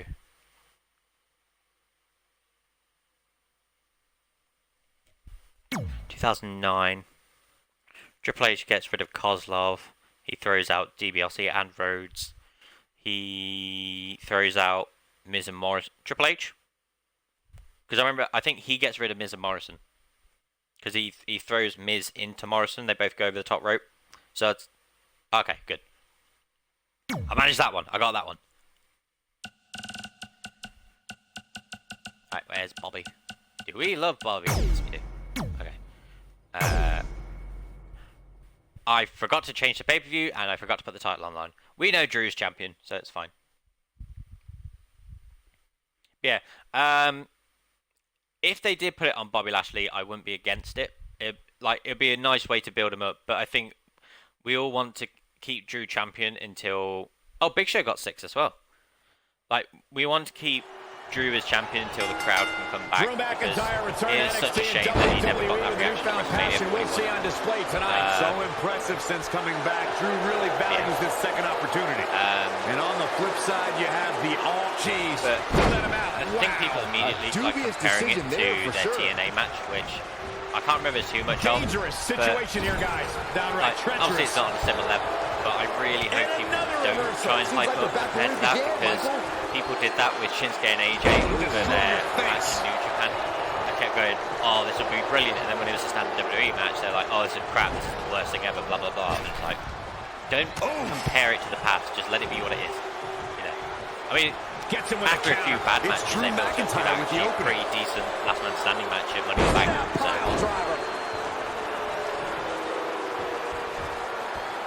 right, so I'll get this done, and then I've got one more match when you're going up against a powerhouse like Drew McIntyre. Iron Man in strip him of his strength and drain his stamina.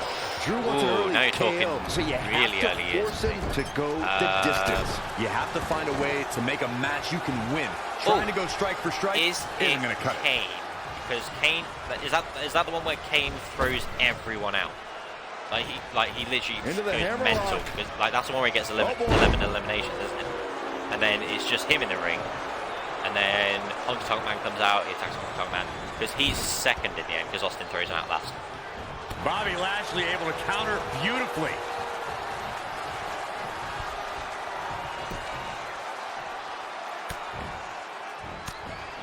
And what a reversal from Drew McIntyre. Glasgow. Wait, let's do the American. Glasgow kiss. It's Glasgow, not Glasgow. It's Glasgow. Guys, if there was one... McIntyre looking to close out this match. Oh, God, that's a good question. What number was Kane? Amazing execution. That is exactly what Drew McIntyre needed. Drew McIntyre gets the win. Right, let me remember correctly. Watch here. The almighty Bobby Lashley should have focused more on the opposition so first two instead entrants. of posing. I can't remember the first two entrants.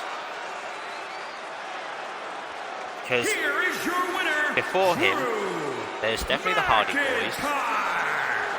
And there's your winner, There's two other people.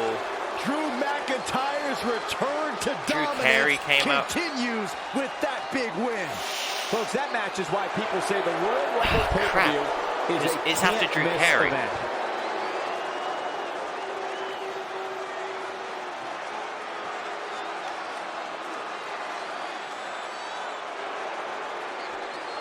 Number 9. I say Kane was number 9.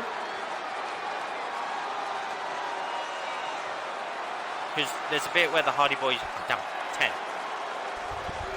Is it 10? Is it? It's 10. I think it's 10. 6. Was it 6? Was that early? Fucking hell. So, well. So when were the Hardy Boys in? Like, were they like? Did one of them start? Because there's a bit where it's just those two in the ring, and then yeah, Drew Carey comes out at like 5, I think. So yeah, so if he does come out at 5, at one point, because it's like Al Snow or someone. I don't think it is Al Snow, because Al Snow jumps his line.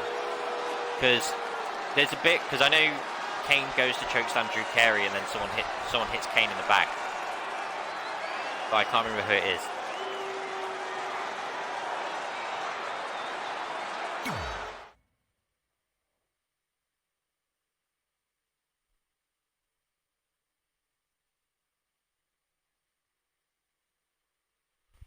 Right, I've got one final match. It's the greatest wrestling match ever. Followed with the greatest show, which I think is sung by Fall Out Boy. And it's like, again, stick with the Hugh Jackman version. The Hugh Jackman version is the best version. Right, for a change, I picked Randy Orton for this one.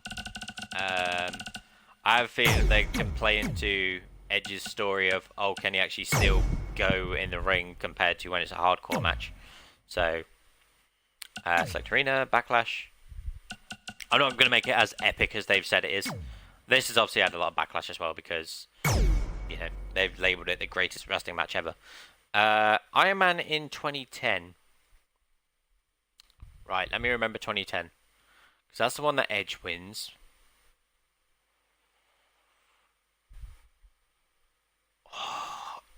Now, does Cena come in before Shawn? One of the most...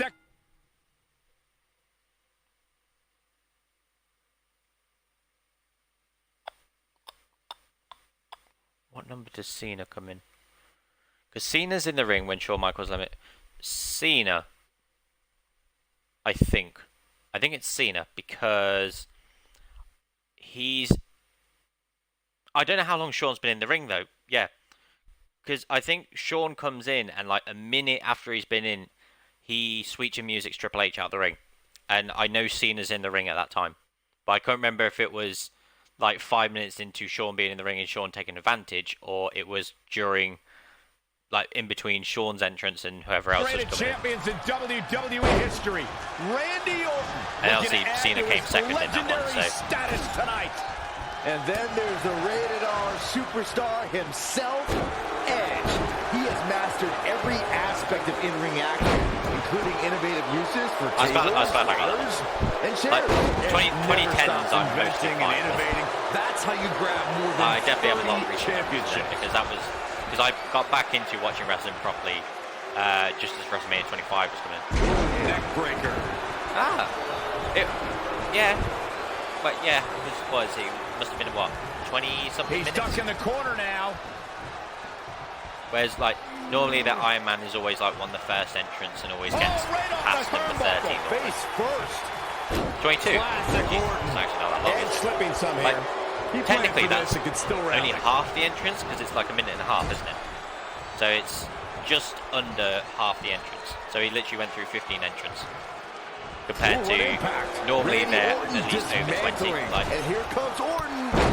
I'm I always say impressed by normally the an Iron Man dominant is physicality of Edge, but minimum let's not forget 40 mind minutes. games. The master manipulator loves to play. How does the mental advantage help Edge here? Well, the rated R superstar likes to get inside his opponent's head and keep them rattled in the ring. Facing a multi-time DDT. champion like Edge is going to put a little jelly in your legs, but he Stop also taunting. has no filter. Randy, you're and so will slow. say anything to put It is you off realistic. balance. Forget saying anything. Edge will do anything it takes to get the advantage. The man has absolutely no shame, and quite frankly, it's fantastic. Orton looking on his game right now. Exploding suplex. Because Randy. Here we go. Olympic slam. Nice. What's he going to do with it?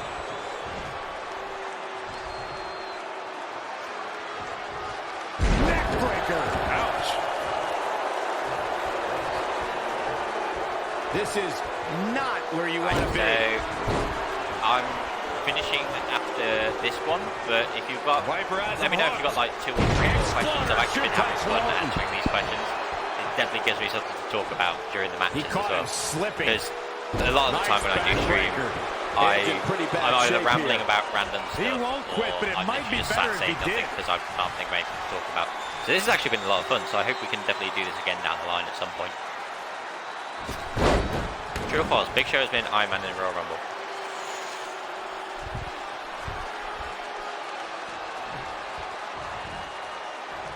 Has he? I would say. Orton with a fence Wait, press. he's been in a lot, hasn't he? Rapid fire But- right hands. He's always one of the last ones. I will say. RKO from out of nowhere. It just he's doesn't not appear to good be at Edge's night tonight. Oh, man. He tends to Edge be doesn't one of even know the. He always where tends to be is. one of the later entrants. So I'd say false. Yeah. Because I think he's been number 30 on Goes into the pin. maybe 4 occasions. I think Miz has been unluckiest. I think he's been like number 1 like 3 times or just twice. Because there's 2012, there's 2015.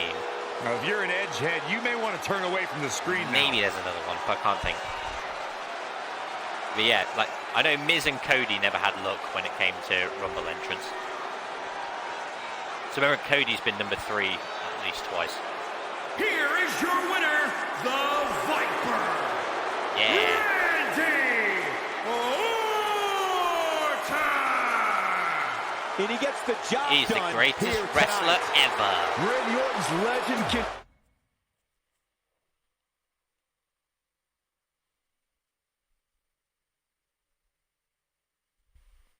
Right. So if you want to set up another question, I'll just do the quick wrap up and then I'll answer it in a minute.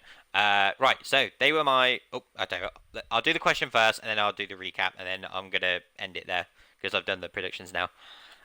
True or false? Vince McMahon holds the record for the least eliminations. Yes, because he only eliminated one person, and that was Stone Cold. Oh wait, no, because no, yeah, you said as a winner, so that's the thing that confused me because it's like there's been some number one entrants that haven't eliminated anyone, but like obviously never went on to win it. So I'd say true because he's the only one because there's only been 3 winners at number 1. Oh no, sorry, it's false because he's not number 1. He's number 2. It's false because he was entrance 2, not entrance 1. Almost got me there. Almost got me. Because Stone Cold's not. Because Vince put Stone Cold as number 1, and when Shawn Michaels is whatever he is, he says, "But at number 2 will be Vince McMahon." So it's false because he's actually number 2, not number 1. He has only 1 elimination when he wins the Rumble, but he's not entrance number 1. Oh wait, sorry. Are you saying the winner at 1 is being that he's got 1 elimination, or that he's entrant number 1?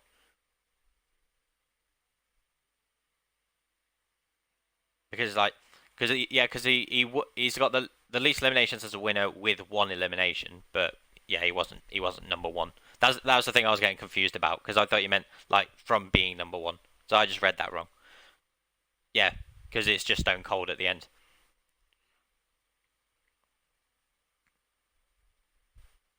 Right, so I'm gonna wrap up because I've done the predictions now, and then I've got basically a cultaholic group Zoom call. It's also false.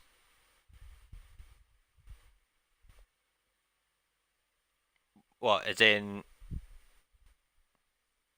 So what are you pointing out that's also false? Like,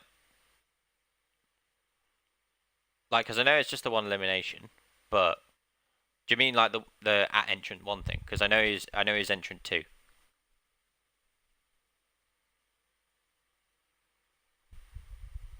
Unless they've like I was gonna say, unless you count as Benoit has never happened. That's the only thing I can think.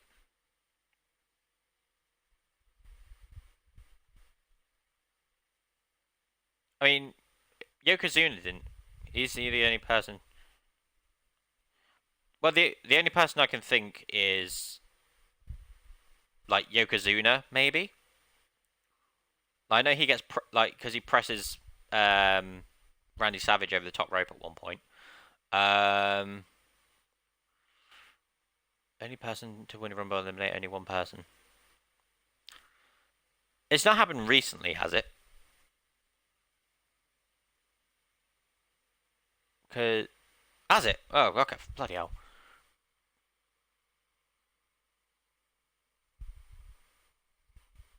It's not. I don't think it's Charlotte Flair, is it? Because I think Charlotte Flair eliminates. No, because Charlotte Flair gets a fair amount of eliminations, to be honest. Becky throws out Nia and Charlotte. Asuka throws out a handful. Shinsuke gets rid of John Cena and Roman Reigns. Triple H gets rid of a few people. Because I think Triple H eliminates Roman and Dean Ambrose.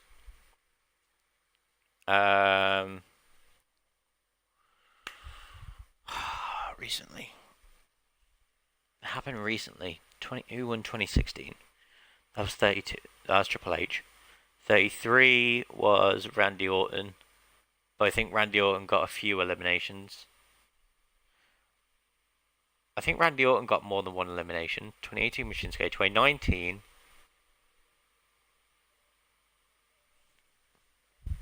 Wow, I can't remember 2019. 2019 was Seth, but Seth got a fair amount of limit. So it was a recent, like, this past decade was 1.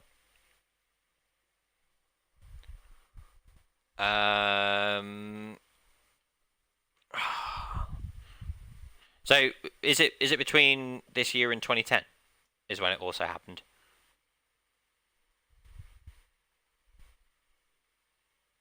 Okay. So 2010, Edge wins, but he eliminates Jericho and Cena. 2011, Del Rio wins, but he eliminates Santino and Randy Orton. 2012,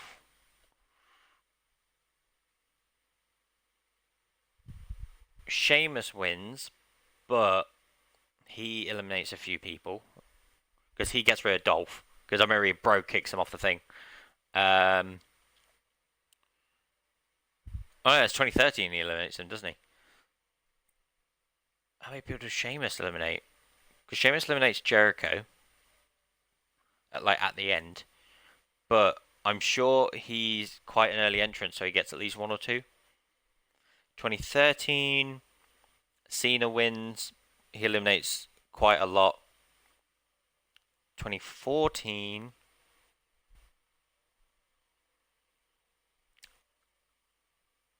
What's 2014's? 2014 was for 2014 was WrestleMania 30. So Batista gets him, but Batista eliminates Roman. Does he eliminate anyone else though? 2015 is Roman, he gets a handful. 2016 is Triple H, he gets two.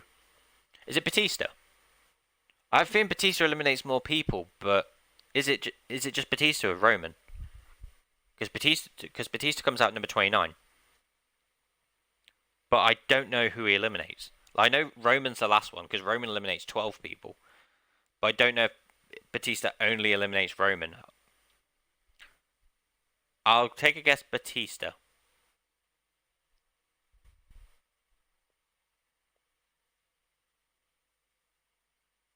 Because if it's not Batista, then I think it's Sheamus. But I'm going to go with Batista.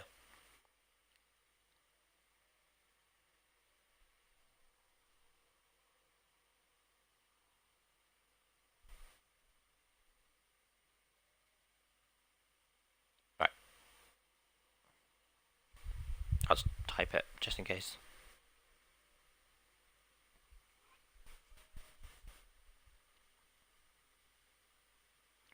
As my guess is Batista.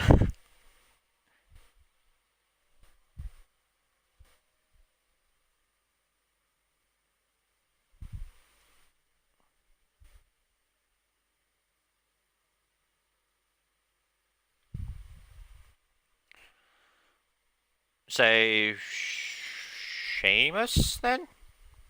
That's the only thing I can think. If it's not, then I am genuinely confused. I'm going to be pissed if it's Randy, but I'm sure Randy throws out someone. Like, more than just Roman at the end.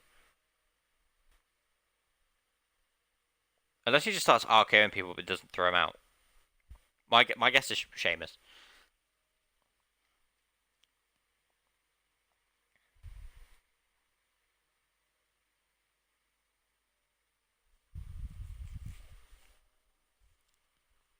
Wow, you motherfucker. Of course it is. Yeah. Yeah. It's like, yeah, looking back at it. Because Randy Orton has this tendency, when he comes in, he just RKOs four people, but I'm normally used to him throwing them out. There's been maybe two occasions where he's thrown Zack Ryder out after RKOing him. So that's literally what my mindset was, why I didn't think it was Randy Orton. I thought it would literally be Randy Orton comes in, RKOs people, throws them out. But my guess is because he was part of the Wyatt family then, wasn't he? So my guess is he was more focused on Bray and Luke Harper rather than elimination. Everyone, yeah. Well, I did mostly all right on the quiz, I guess. It's nice warm up for a quiz I'm possibly doing later on. So thank you very much for that. Right, so I'm going to end the stream here. So Backlash predictions. So mine are Apollo Crews, Bayley and Sasha Banks, Sheamus, Asuka, Braun Strowman, Street Profits, Drew McIntyre, and Randy Orton. Backlash is tonight, obviously on the WWE Network. I'm going to be joining a bunch of fellow wrestling fans in the group Cultaholic. We've set up a Zoom call. Thank you, Low Gamer 1012 for the quiz, and again, thank you for watching the stream for me. I've had a lot of fun with that. Hopefully, sometime down the line, we could do this again. So the next time I'll be on this will be whatever the next main roster pay-per-view is, because obviously on the main roster, a majority of the superstars are on the game, so I can do it then. But yeah, again, thank you very much for the quiz. I've had a really fun time with it. Yeah, thank you very much for watching the stream. I'll upload it to YouTube the following day. I have upload issues when it comes to uploading videos to YouTube, because whenever I do, everything else in my house loses connection and it becomes a pain in the arse. So I do it just before I go to bed, so when I wake up it's uploaded. That way it's not, a massive pain. But I do hope you enjoyed Backlash. I'm looking forward to it. I'm hopeful for the matches that they can put on. But yeah, again, thank you very much for watching the stream. Be sure to follow me on Mixer, YouTube, Xbox, PlayStation, Twitter, and Instagram. They're all rbillington94, like the channel here. Again, hope you enjoyed this video, and I shall hopefully see you in the next one.